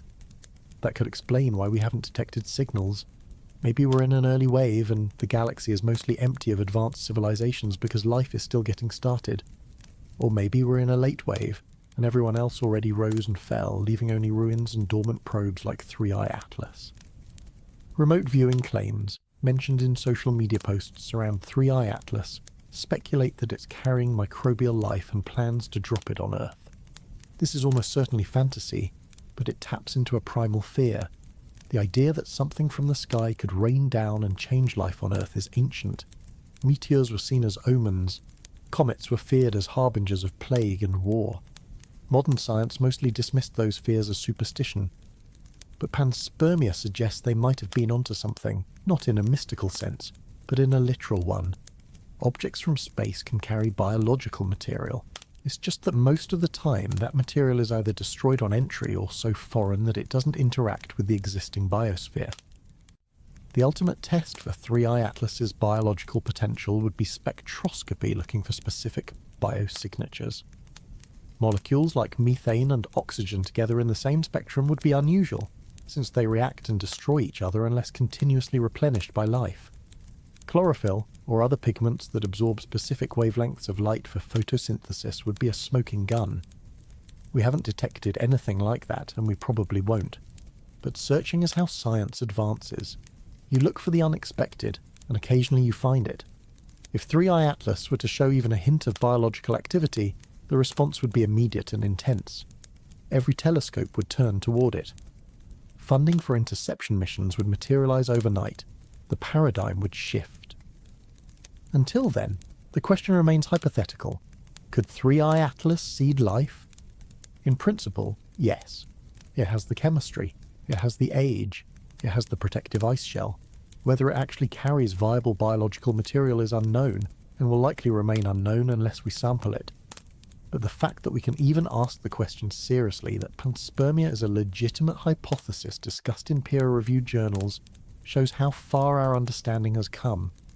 The universe is not sterile. It's full of organic chemistry, complex molecules, and the potential for biology to spread far beyond its origin. 3i Atlas is part of that story, whether it's carrying life or not. It's a messenger from another part of the galaxy, and the message is that the building blocks are everywhere, waiting for the right conditions to assemble into something that replicates, evolves, and eventually asks questions about where it came from. Medicine and neuroscience, the psychology of disclosure. Information control during periods of uncertainty reveals more about human institutions than it does about the phenomena being controlled. The pattern playing out with 3i Atlas isn't new. It's the same structure we've seen with every high strangeness event that crosses from fringe speculation into mainstream awareness. Initial discovery, excitement, official reassurances that downplay significance, data delays, leaked information that may or may not be credible, public fragmentation into believer and skeptic camps, and then slow erosion of trust in official narratives regardless of their accuracy. This cycle is so predictable that it's almost a playbook, and understanding why it happens requires looking at the neuroscience of belief and the sociology of information gatekeeping. Start with the government shutdown timing. On October 1st, over 15,000 NASA employees were furloughed due to congressional budget impasse. 2 days later, 3i Atlas made its closest approach to Mars, the best observation window for high-resolution imaging and spectroscopy. The shutdown means reduced staffing, delayed data processing, and minimal public communication. From a bureaucratic standpoint, this is unfortunate but not conspiratorial. Shutdowns happen. They disrupt operations. But from a public trust standpoint, the timing creates suspicion. The human brain is wired to detect agency. This is an evolutionary adaptation. When our ancestors heard rustling in the bushes, assuming it was a predator and being wrong was less costly than assuming it was wind and being wrong. We over-attribute intentionality. We see patterns and infer design even in random events. This is called hyperactive agency detection, and it's why conspiracy theories are so persistent. When something significant happens and official explanations feel inadequate, the brain fills the gap with narratives that involve deliberate action. The shutdown wasn't random bad luck. It was timed to coincide with the Mars flyby to prevent data release. Whether that's true is almost secondary to the fact that it's plausible, and plausibility is enough for the brain to latch onto. The White House question is another data point. When Stephen Miller, then Deputy Chief of Staff for Policy, was asked on national television whether the president had been briefed on 3i Atlas, the question itself signalled elevation. Objects that warrant presidential briefings are objects of strategic importance. The fact that the question was public, not leaked, means someone in the media considered it legitimate to ask. That shifts 3i Atlas from astronomical curiosity to potential policy issue. And once something becomes a policy issue, information flow changes. Decisions get made about what to release, when, and to whom. This is where the psychology gets complicated. Most scientists operating in the 3i Atlas research community are not part of a coordinated cover-up. They're analysing data, writing papers, going through peer review. The slowness is structural, not intentional. But perception doesn't track structure. When data that should be publicly available according to NASA's own protocols is delayed for weeks with vague explanations, and when that delay happens during a period where alternative narratives are gaining traction on social media, trust erodes. It doesn't matter if the delay is due to understaffing or technical issues, the effect is the same. Absence of information gets filled with speculation. Social media amplifies this exponentially. Reddit threads, X posts, TikTok videos, they create echo chambers where like-minded people reinforce each other's beliefs. The 3i Atlas subreddit, which barely existed in July, now has thousands of active members. They're sharing observations, analysing images, dissecting every statement from officials, and constructing elaborate theories about what's really happening. Some of it is insightful, some of it is noise, but collectively it represents a distributed cognitive process where the crowd is trying to make sense of incomplete information. This is both valuable and dangerous. Valuable because sometimes crowdsourced analysis catches things experts miss. Astrophotographer Simeon Schmaus processing Perseverance rover images and potentially spotting 3i Atlas before any official release is an example. The crowd has resources, time, and motivation that individual researchers don't. Dangerous because without editorial filters, misinformation spreads as fast as accurate information, sometimes faster. The Fibonacci pulse claim by David Sereda is a case study. It appeared, went viral, and now exists in a state where it's neither confirmed nor debunked. People who want it to be true cite it. People who think it's nonsense ignore it, and the truth remains unclear. The split between believers and skeptics isn't random. Research in cognitive psychology shows that belief in anomalous phenomena correlates with certain personality traits and cognitive styles. People high in openness to experience are more likely to entertain unconventional ideas. People high in pattern recognition are more likely to see connections others miss, but also more likely to see connections that aren't there. The need for cognitive closure, the desire to have definitive answers rather than live with ambiguity, drives people toward whichever explanation feels most satisfying, whether it's this is definitely a comet or this is definitely an alien probe. Scientists, contrary to the stereotype of pure rationality, are human and subject to the same biases. Once you've publicly stated a position, cognitive dissonance makes it uncomfortable to change that position, even when new evidence appears. Avi Loeb is on record suggesting 3-eye atlas could be artificial. His critics are on record dismissing that as sensationalism. Both sides now have reputational stakes. If Loeb is right, his critics look foolish. If he's wrong, he's confirmed as a pseudoscientist in the eyes of many. This dynamic makes objective evaluation harder because egos are involved. The phrase Day Zero drought and similar disaster framing appearing in unrelated scientific papers about water resources has primed the public for crisis thinking. When that mindset encounters an ambiguous astronomical event, it's easy to map existential threat onto it. Remote viewing posts on X claiming 3-eye atlas is pulling energy from its surroundings, glowing brightly, preparing to drop microbial life on Earth. These are fantasy, but they're psychologically resonant fantasies. They tap into deep archetypes, the visitor from the sky, the herald of change, the end of the world as we know it. Carl Jung wrote about UFOs in the 1950s, not as literal craft but as psychological phenomena. He suggested they represent projections of the collective unconscious during times of cultural anxiety. Whether UFOs are real in a physical sense is separate from their psychological reality. They symbolize something: the unknown, the other, the possibility of transcendence or destruction. 3-eye atlas fits that archetype perfectly. It's from outside. It's mysterious, and it arrived at a moment when the world feels unstable. Climate change, political polarization, technological disruption. The decision about how to handle potential non-human contact is not primarily scientific. It's political, social, psychological.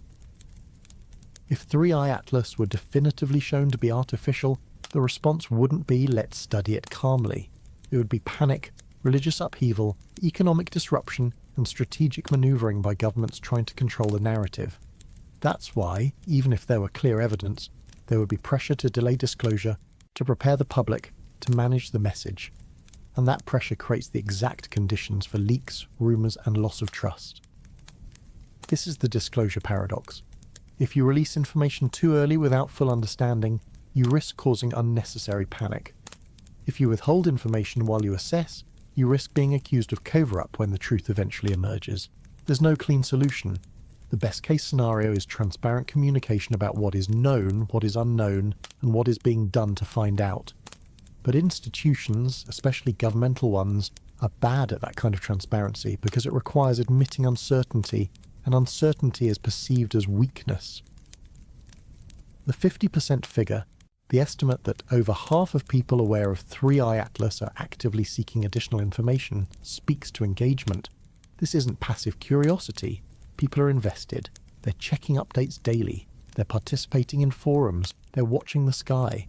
That level of engagement hasn't been seen for an astronomical event since, arguably, the Shoemaker-Levy 9 impact on Jupiter in '94, which was visually spectacular but posed no threat to Earth. 3-eye atlas isn't visually spectacular. You need a serious telescope to see it. Yet the engagement is higher because the narrative is better. Mystery beats spectacle for sustained attention.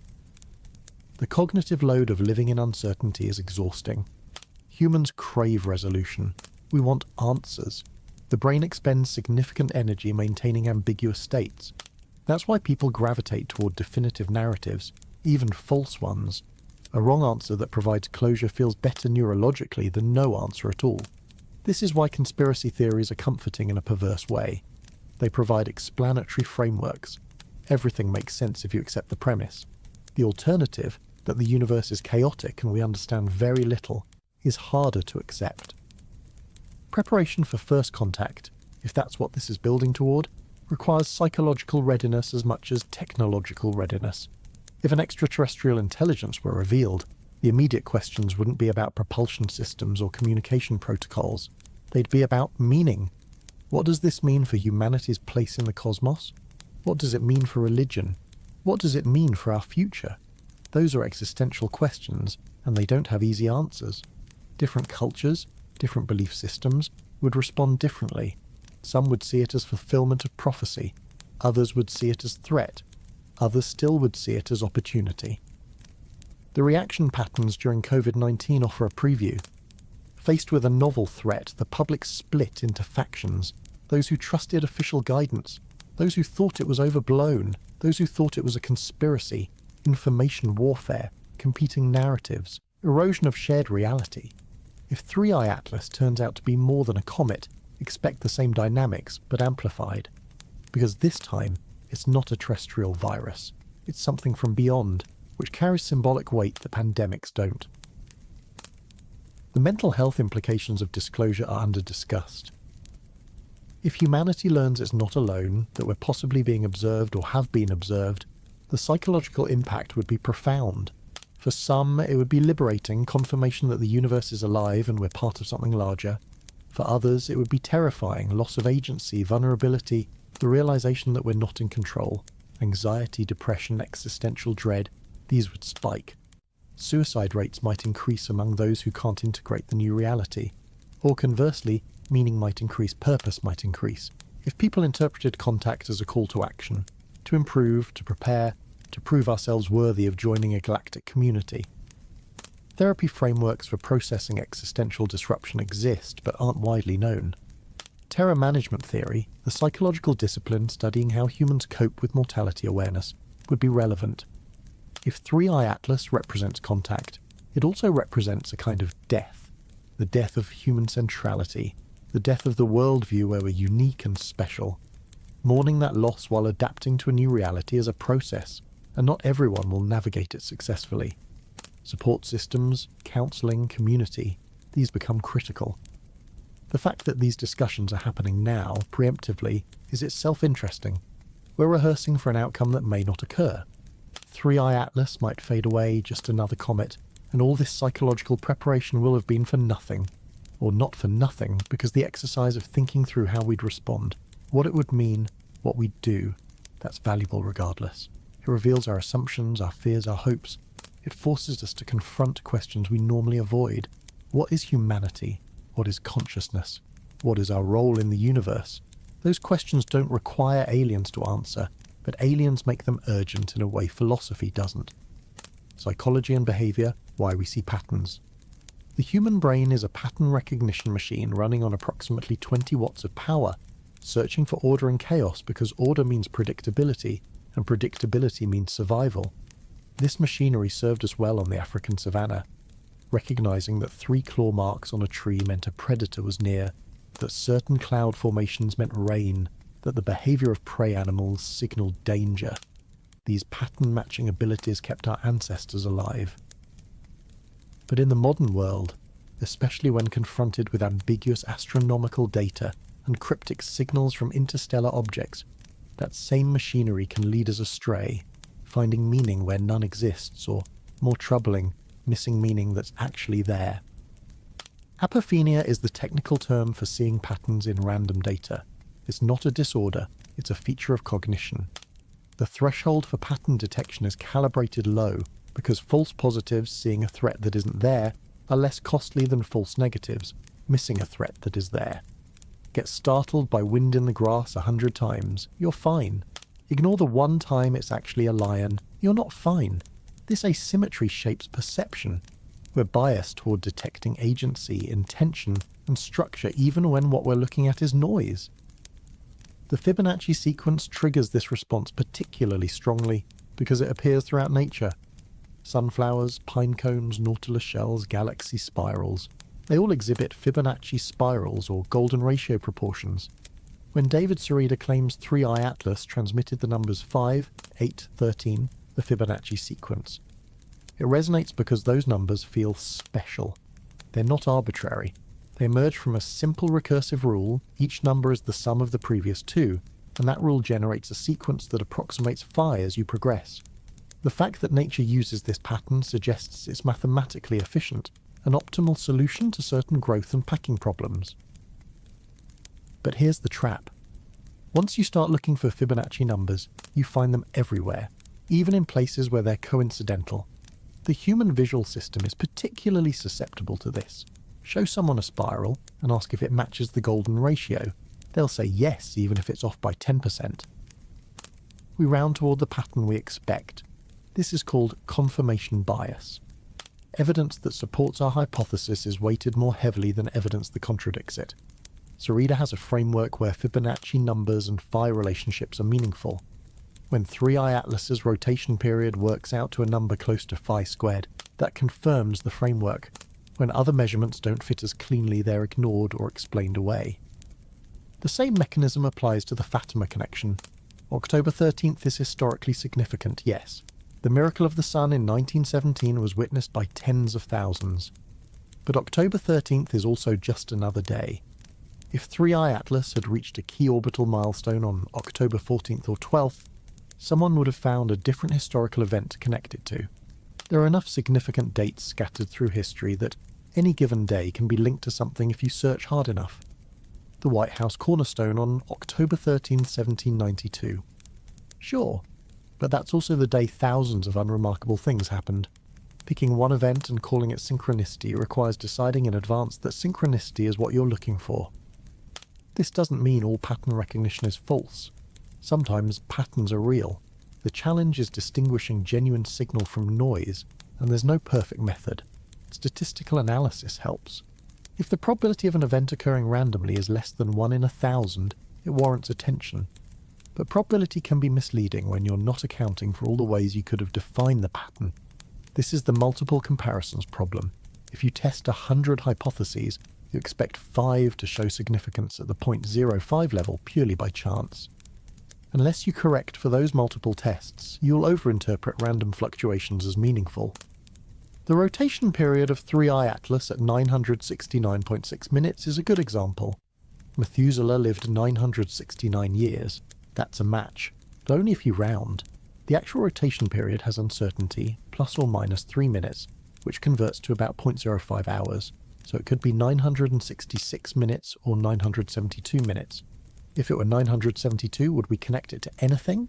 Probably not, because 972 doesn't immediately map to a culturally significant number. The fact that 969 does is what makes it stick in memory. We're selecting for matches and ignoring misses. The golden ratio squared is 2.618. Dividing 969 by Earth's orbital period gives 2.654. That's within 1.4%. Close, but not exact. In engineering, 1% is often the threshold for calling something a match. In numerology, anything within 5% counts. The flexibility in how we define close enough allows almost any number to be connected to almost any other number through multiplication, division, and selective rounding. David Sereda's hyperdimensional model uses this flexibility extensively. That doesn't necessarily mean it's wrong, but it does mean the model's predictions aren't as tight as they initially appear. Religious significance is another pattern overlay. The fact that perihelion occurs near the date traditionally associated with Prophet Muhammad's birth, that the object will be at Great Pyramid angle to Earth on Christmas. These are striking if you assign religious events cosmic importance. But from a secular astronomical perspective, they're coincidences. Earth's calendar is arbitrary. We could have defined our year to start at a different point, divided it into different months, and none of the celestial mechanics would change.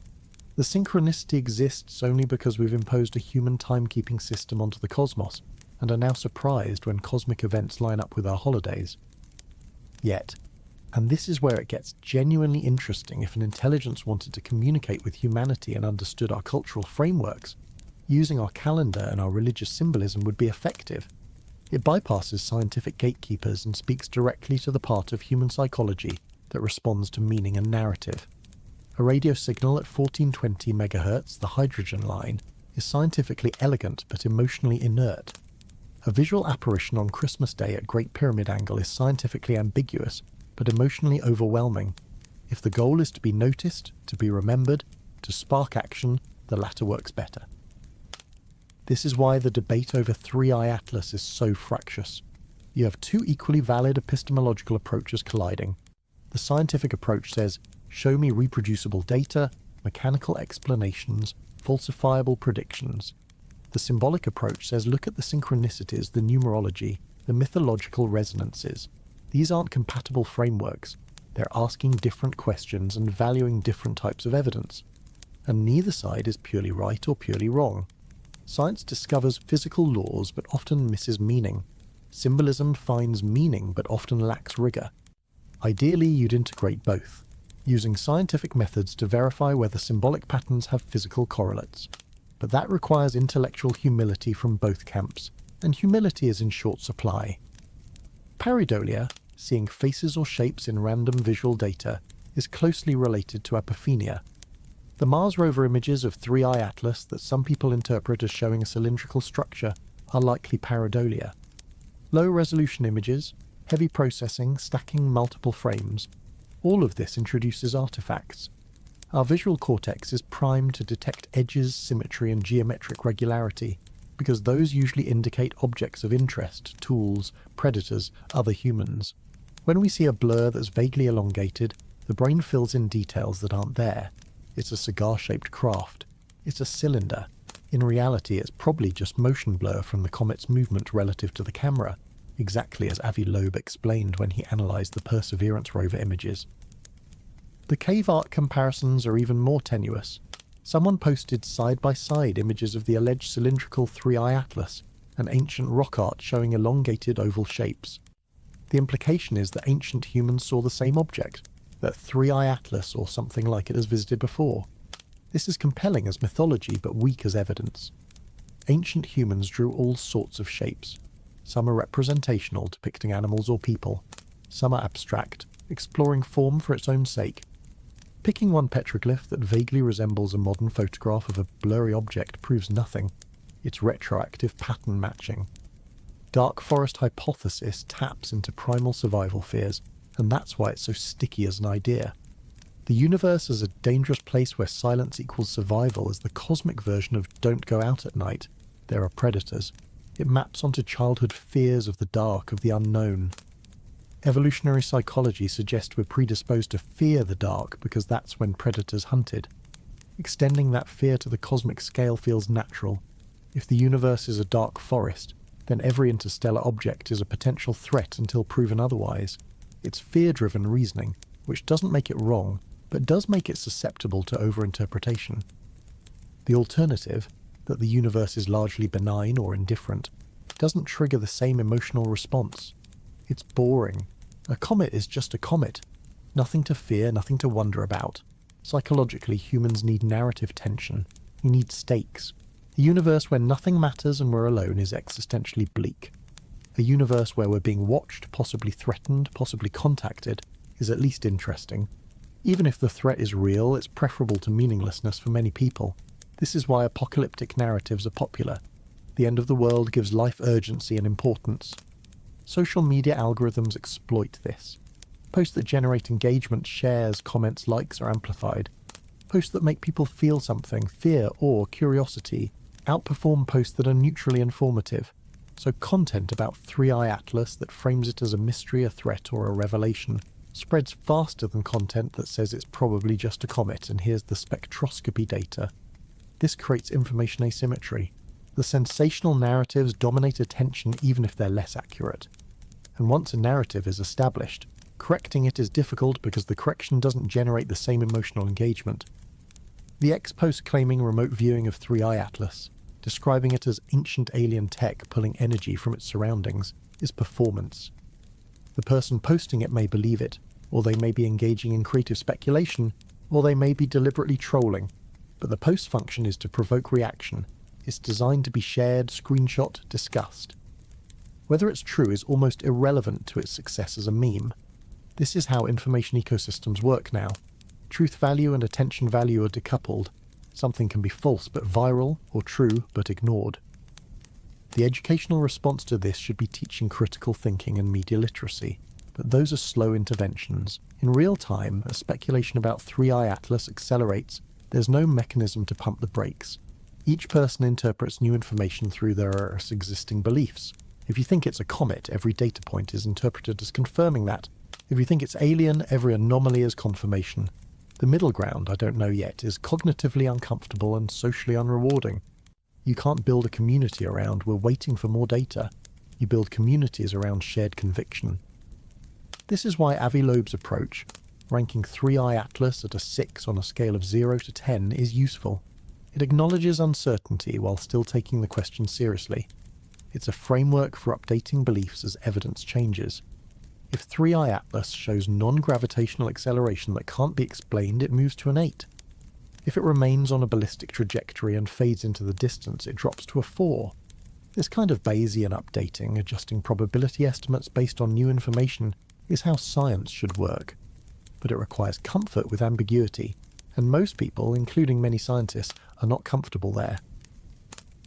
The human need for closure drives premature conclusions. We want to know now what 3i Atlas is, not in December when it emerges from behind the sun, not in February when JUICE data is downlinked, but now. That impatience leads to over-reliance on incomplete data.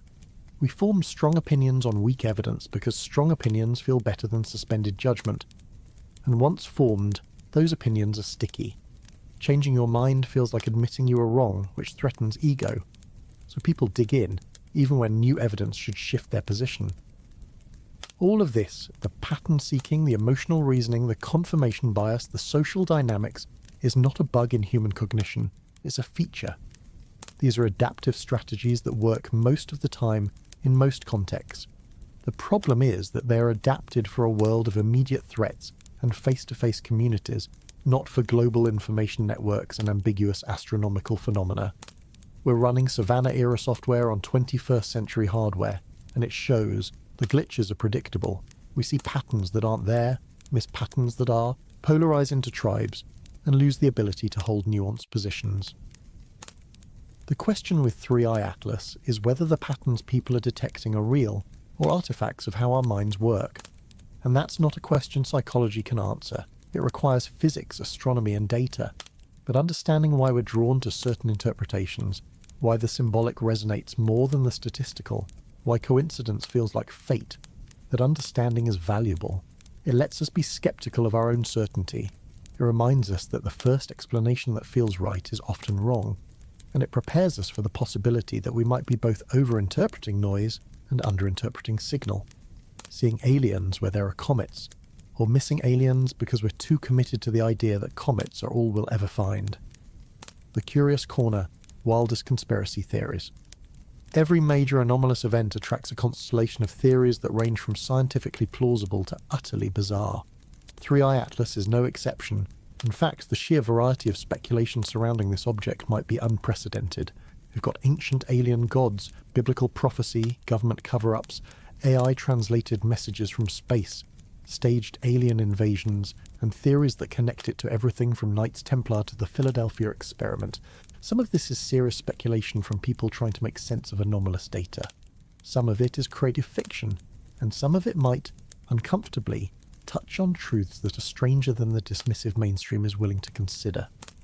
Let's start with the Chilean scientist's claim that went viral in late September. According to posts on multiple platforms, scientists in Chile using Atlas telescope data and AI analysis supposedly decoded a message from 3i Atlas. The message, when translated, allegedly read, "We're on our way. We've been watching you. Don't be afraid. We're going to be there soon." The post also claimed the probe is already in contact with senior global leadership, communication that hasn't been shared with the public. This spread rapidly. Thousands of shares, YouTube videos, breathless headlines. It's almost certainly false. No credible source has confirmed it. The original post provides no verifiable details, no names of scientists, no links to papers or press releases. It has all the hallmarks of creative fiction designed to go viral. But here's why it gained traction. The message is psychologically perfect. It addresses fear, don't be afraid. It confirms suspicion, we've been watching you. And it promises imminent contact, we're going to be there soon. Those three elements, reassurance, validation, and urgency, are exactly what people primed by months of speculation want to hear. Whether it's true is less important than whether it feels true. The claim about communication with senior global leadership taps into another deep vein of conspiracy thought. The idea that governments know more than they're telling, that there's a secret group with access to information the public doesn't have. This is disclosure with a capital D, the theory that extraterrestrial contact has already occurred and is being managed quietly to avoid panic. In this framework, public statements denying anything unusual are expected. Of course they'd deny it. Confirming it would cause economic collapse, religious crisis, mass hysteria. So they prepare in secret, brief world leaders, coordinate responses, and feed the public a controlled narrative. Is this happening with 3i Atlas? Probably not. But the fact that Stephen Miller was publicly asked whether the president had been briefed shows the idea has reached mainstream discourse. That question wouldn't have been asked on national television if it were obviously absurd. The journalist who asked it thought it was legitimate. That shift from fringe to mentionable is significant. It means the Overton window, the range of acceptable political discussion, has moved. Extraterrestrial contact is now within the bounds of serious consideration, at least for some audiences. Kerry Cassidy and Project Camelot have been covering 3i Atlas extensively, framing it as the return of the Anunnaki. For those unfamiliar, the Anunnaki are deities in ancient Sumerian mythology, often interpreted by alternative historians like Zecharia Sitchin as extraterrestrial beings who visited Earth in antiquity and genetically engineered humans. Sitchin's work, based on his interpretations of cuneiform texts, claimed the Anunnaki came from a planet called Nibiru, with a highly elliptical orbit that brings it into the inner solar system every few thousand years. Cassidy's claim is that 3i Atlas is either Nibiru itself, or a craft associated with it, and that the entity Marduk, chief god of Babylon and associated with Jupiter in later mythology, is returning. This ties into prophecy beliefs, the idea that ancient texts predicted this return and that we're now witnessing it. David Surida's mathematical analysis is cited as proof. The orbital harmonics, the phi relationships, the biblical numerology, all of it supposedly confirms that 3i Atlas is following a predetermined course known to ancient civilizations. From a mythological standpoint, it's a rich narrative. From an evidentiary standpoint, it's layers of speculation stacked on speculation. Sitchin's translations are not accepted by mainstream Assyriologists, who argue he mistranslated key terms and imposed his extraterrestrial interpretation onto texts that have more mundane explanations. Nibiru, if it existed, would have gravitational effects we detect. No planet-sized body with an eccentric orbit periodically disrupting the inner solar system has been observed. But absence of evidence isn't evidence of absence. And for believers, the fact that mainstream science dismisses Sitchin's work is further evidence of cover-up. The alien mothership carrying Gardner probes is a more refined version of the panspermia hypothesis. Instead of accidental distribution of organic molecules, this theory proposes intentional seeding. 3i Atlas arrives, deploys smaller probes, those probes land on planets and moons, and they either plant life directly or prepare environments for future habitation. Loeb's paper mentioned the possibility of 3i Atlas behaving like a dandelion, dispersing seeds. The imagery is evocative, a cosmic flower spreading genetic information across star systems. This isn't as far-fetched as it sounds. If a civilization wanted to expand but couldn't travel at relativistic speeds, sending automated Gardner probes makes sense. They travel slowly, take centuries or millennia to reach targets, but once there, they terraform, seed, and prepare worlds. By the time the civilization develops faster travel, the new worlds are ready. It's a long-game strategy. Whether any civilization would commit to such a plan, given the timescales and uncertainties, is debatable, but it's technically possible with technology only slightly beyond ours. The November-December invasion countdown on Reddit is collective anxiety manifesting as countdown clock. Multiple threads track days until 3i Atlas emerges from behind the sun. The framing is apocalyptic. Will it have maneuvered? Will it have deployed probes? Will Earth be targeted? This is driven partly by Loeb's calculations about potential Earth intercept windows and partly by the dark forest framing. If 3i Atlas is hostile, late November or early December is when we'd find out. The countdown creates communal tension, a shared experience of waiting for a reveal. Psychologically, this is similar to end times cults that predict specific dates for apocalypse or rapture. When the date passes without incident, believers either abandon the theory or rationalize. The date was wrong, but the concept is still valid. Or it did happen, but spiritually, not physically. The flexibility of interpretive frameworks allows almost any outcome to be accommodated without falsifying the core belief. If 3i Atlas does nothing unusual, the response will be it's waiting, or it's already completed its mission, or the real event was hidden from us. The theory becomes unfalsifiable, which removes it from scientific discourse, but doesn't diminish its psychological power. Mystery objects in Earth orbit not listed as spacecraft is a recurring claim. Amateur astronomers using tracking software sometimes spot objects that aren't in public satellite catalogues.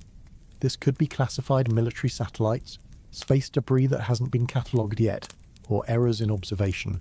But in the context of 3i Atlas, it's interpreted as probes. If 3i Atlas deployed subcraft months ago before we were paying close attention, those craft could now be in Earth orbit, observing us. There's no hard evidence for this.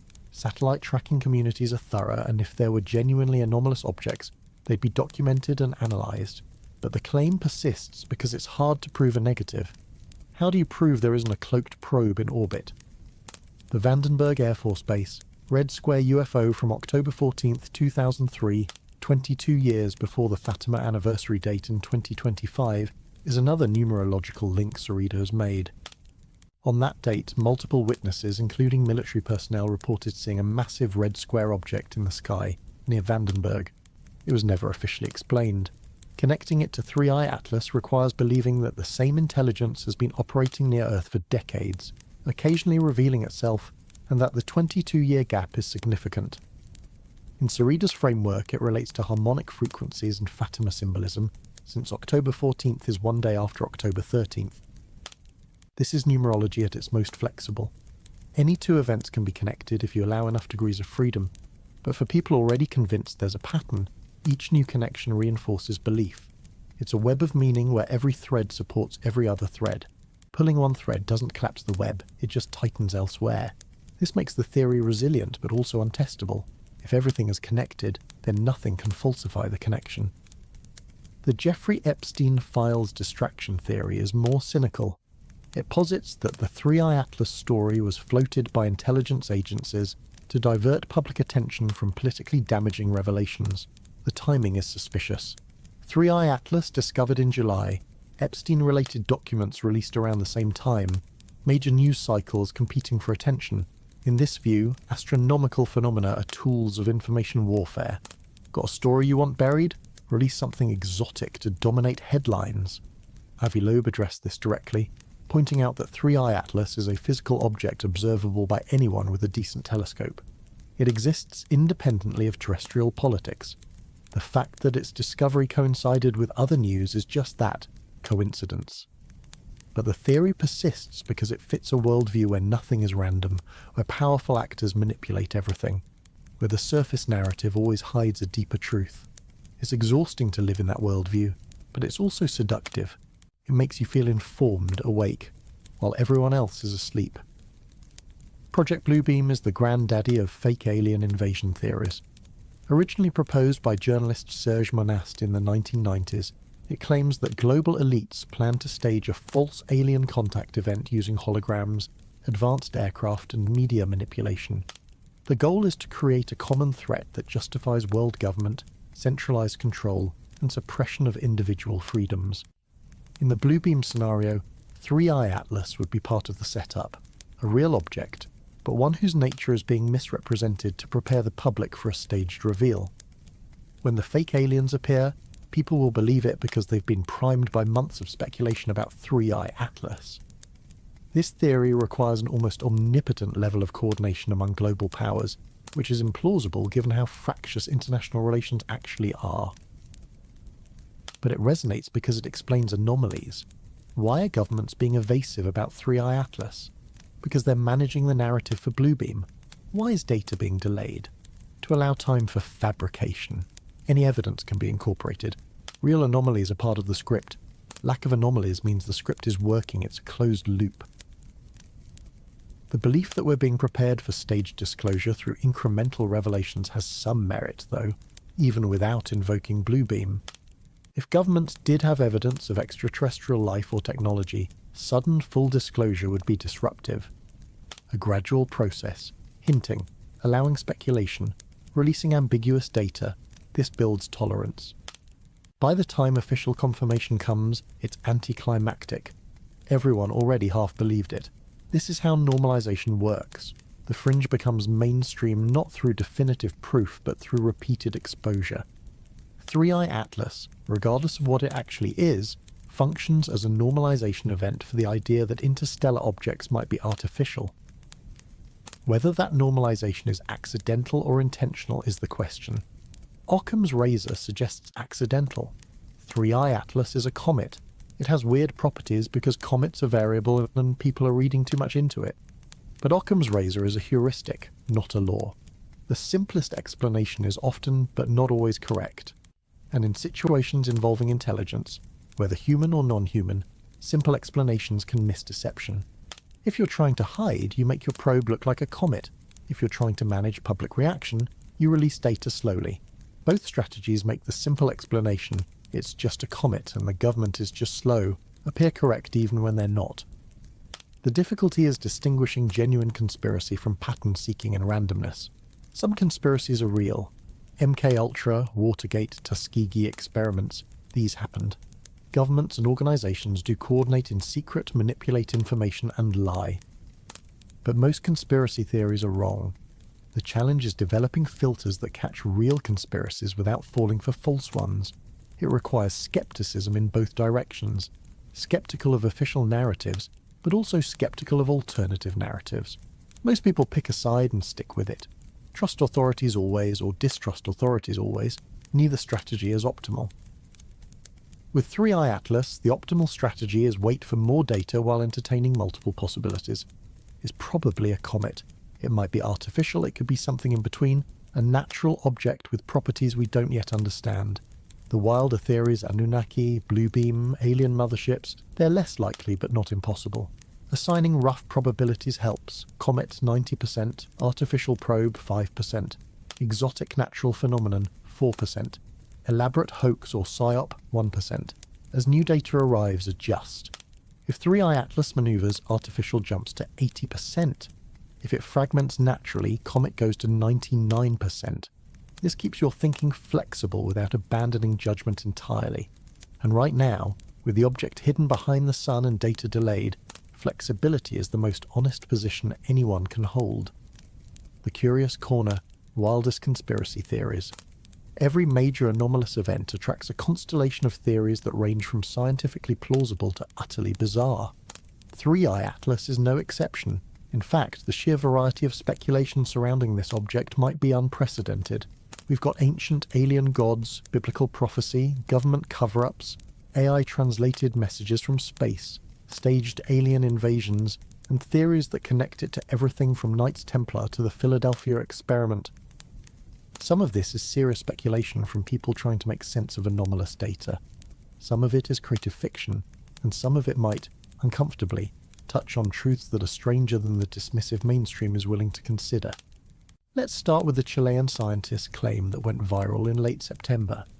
According to posts on multiple platforms, scientists in Chile using Atlas telescope data and AI analysis supposedly decoded a message from 3i Atlas. The message, when translated, allegedly read, "We're on our way, we've been watching you, don't be afraid, we're going to be there soon." The post also claimed the probe is already in contact with senior global leadership, communication that hasn't been shared with the public. This spread rapidly, thousands of shares, YouTube videos, breathless headlines. It's almost certainly false.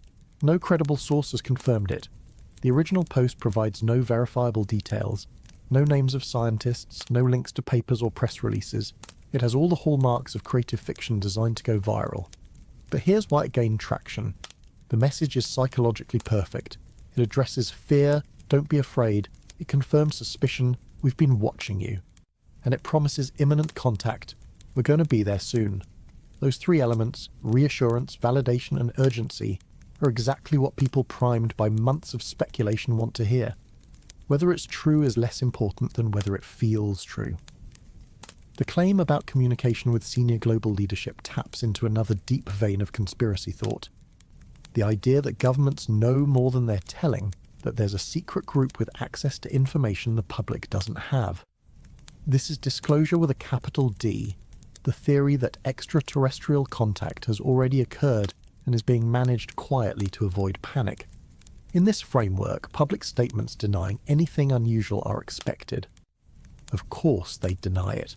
Confirming it would cause economic collapse, religious crisis, mass hysteria. So they prepare in secret, brief world leaders, coordinate responses, and feed the public a controlled narrative. Is this happening with 3i Atlas? Probably not. But the fact that Stephen Miller was publicly asked whether the president had been briefed shows the idea has reached mainstream discourse. That question wouldn't have been asked on national television if it were obviously absurd. The journalist who asked it thought it was legitimate. That shift from fringe to mentionable is significant. It means the Overton window, the range of acceptable political discussion, has moved. Extraterrestrial contact is now within the bounds of serious consideration, at least for some audiences. Kerry Cassidy and Project Camelot have been covering 3i Atlas extensively, framing it as the return of the Anunnaki. For those unfamiliar, the Anunnaki are deities in ancient Sumerian mythology, often interpreted by alternative historians like Zecharia Sitchin as extraterrestrial beings who visited Earth in antiquity and genetically engineered humans. Sitchin's work, based on his interpretations of cuneiform texts, claimed the Anunnaki came from a planet called Nibiru, with a highly elliptical orbit that brings it into the inner solar system every few thousand years. Cassidy's claim is that 3i Atlas is either Nibiru itself or a craft associated with it, and that the entity Marduk, chief god of Babylon and associated with Jupiter in later mythology, is returning. This ties into prophecy beliefs, the idea that ancient texts predicted this return and that we're now witnessing it. David Sereda's mathematical analysis is cited as proof. The orbital harmonics, the phi relationships, the biblical numerology, all of it supposedly confirms that 3i Atlas is following a predetermined course known to ancient civilizations. From a mythological standpoint, it's a rich narrative. From an evidentiary standpoint, it's layers of speculation stacked on speculation. Sitchin's translations are not accepted by mainstream Assyriologists, who argue he mistranslated key terms and imposed his extraterrestrial interpretation onto texts that have more mundane explanations. Nibiru, if it existed, would have gravitational effects we'd detect. No planet-sized body with an eccentric orbit periodically disrupting the inner solar system has been observed. But absence of evidence isn't evidence of absence. And for believers, the fact that mainstream science dismisses Sitchin's work is further evidence of cover-up. The alien mothership carrying Gardner probes is a more refined version of the panspermia hypothesis. Instead of accidental distribution of organic molecules, this theory proposes intentional seeding. 3i Atlas arrives, deploys smaller probes, those probes land on planets and moons, and they either plant life directly or prepare environments for future habitation. Loeb's paper mentioned the possibility of 3i Atlas behaving like a dandelion, dispersing seeds. The imagery is evocative, a cosmic flower spreading genetic information across star systems. This isn't as far-fetched as it sounds. If a civilization wanted to expand but couldn't travel at relativistic speeds, sending automated Gardner probes makes sense. They travel slowly, take centuries or millennia to reach targets, but once there, they terraform, seed, and prepare worlds. By the time the civilization develops faster travel, the new worlds are ready. It's a long-game strategy. Whether any civilization would commit to such a plan, given the timescales and uncertainties, is debatable, but it's technically possible with technology only slightly beyond ours. The November-December invasion countdown on Reddit is collective anxiety manifesting as a countdown clock. Multiple threads track days until 3i Atlas emerges from behind the sun. The framing is apocalyptic. Will it have maneuvered? Will it have deployed probes? Will Earth be targeted? This is driven partly by Loeb's calculations about potential Earth intercept windows and partly by the dark forest framing. If 3i Atlas is hostile, late November or early December is when we'd find out. The countdown creates communal tension, a shared experience of waiting for a reveal. Psychologically, this is similar to end times cults that predict specific dates for apocalypse or rapture. When the date passes without incident, believers either abandon the theory or rationalize. The date was wrong, but the concept is still valid. Or it did happen, but spiritually, not physically.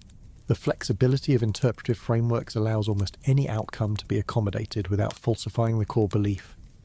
If 3i Atlas does nothing unusual, the response will be it's waiting, or it's already completed its mission, or the real event was hidden from us. The theory becomes unfalsifiable, which removes it from scientific discourse but doesn't diminish its psychological power. Mystery objects in Earth orbit not listed as spacecraft is a recurring claim. Amateur astronomers using tracking software sometimes spot objects that aren't in public satellite catalogues.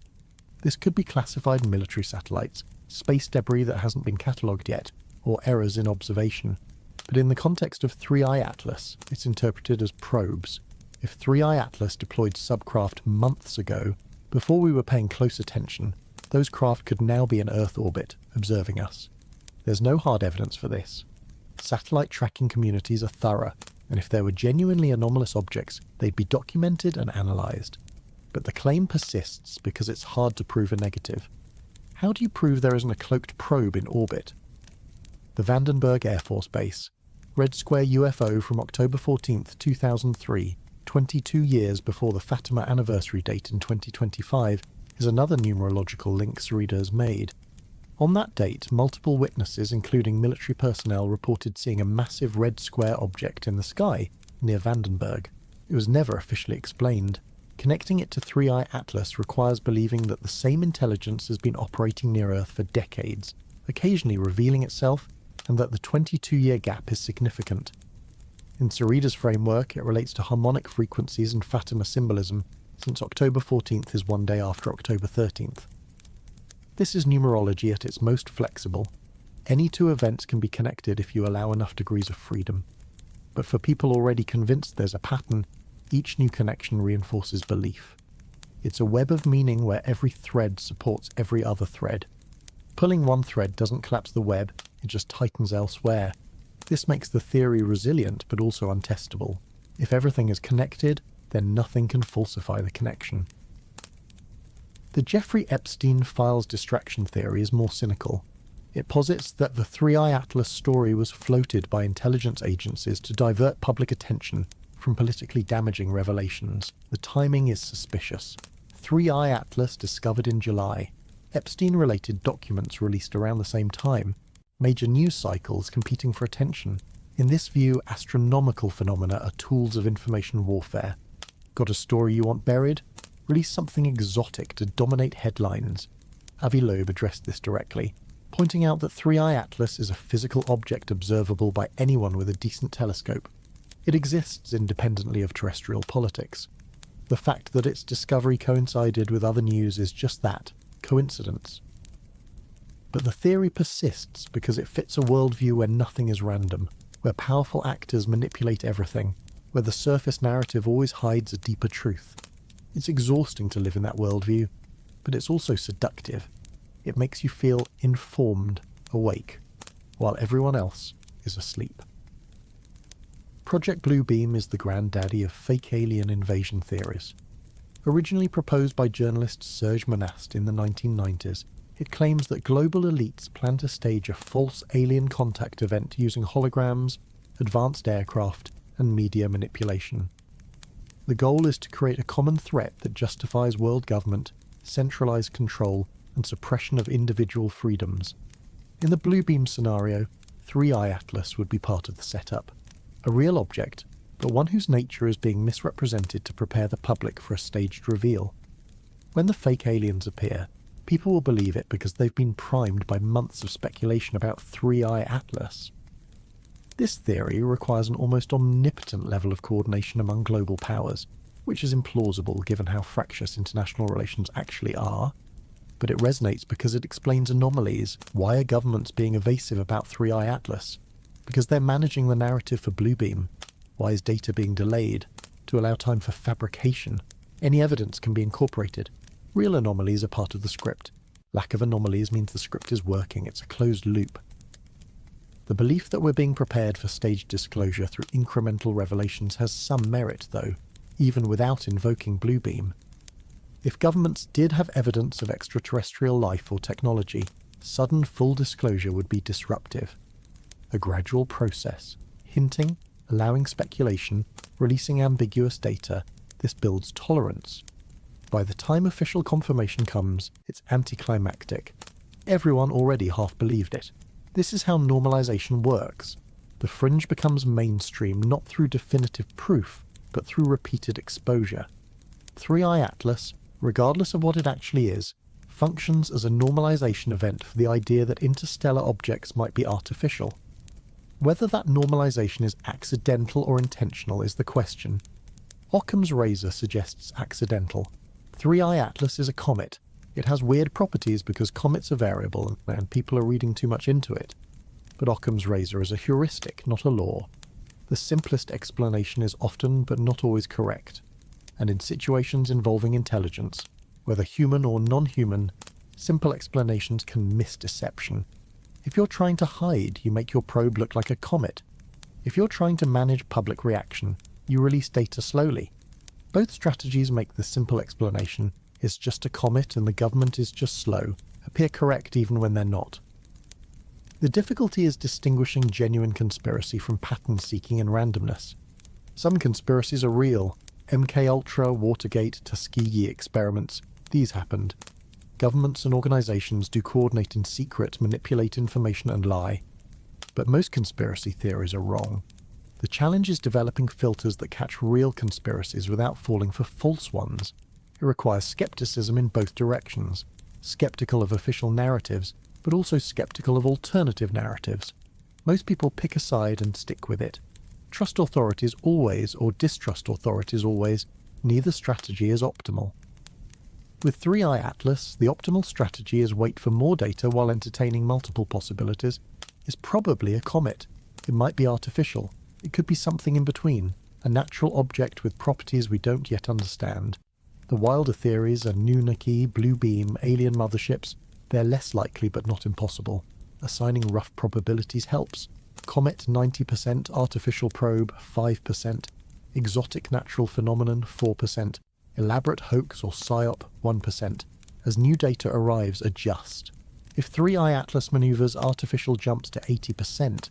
If it fragments naturally, comet goes to 99%. This keeps your thinking flexible without abandoning judgment entirely. And right now, with the object hidden behind the sun and data delayed, flexibility is the most honest position anyone can hold.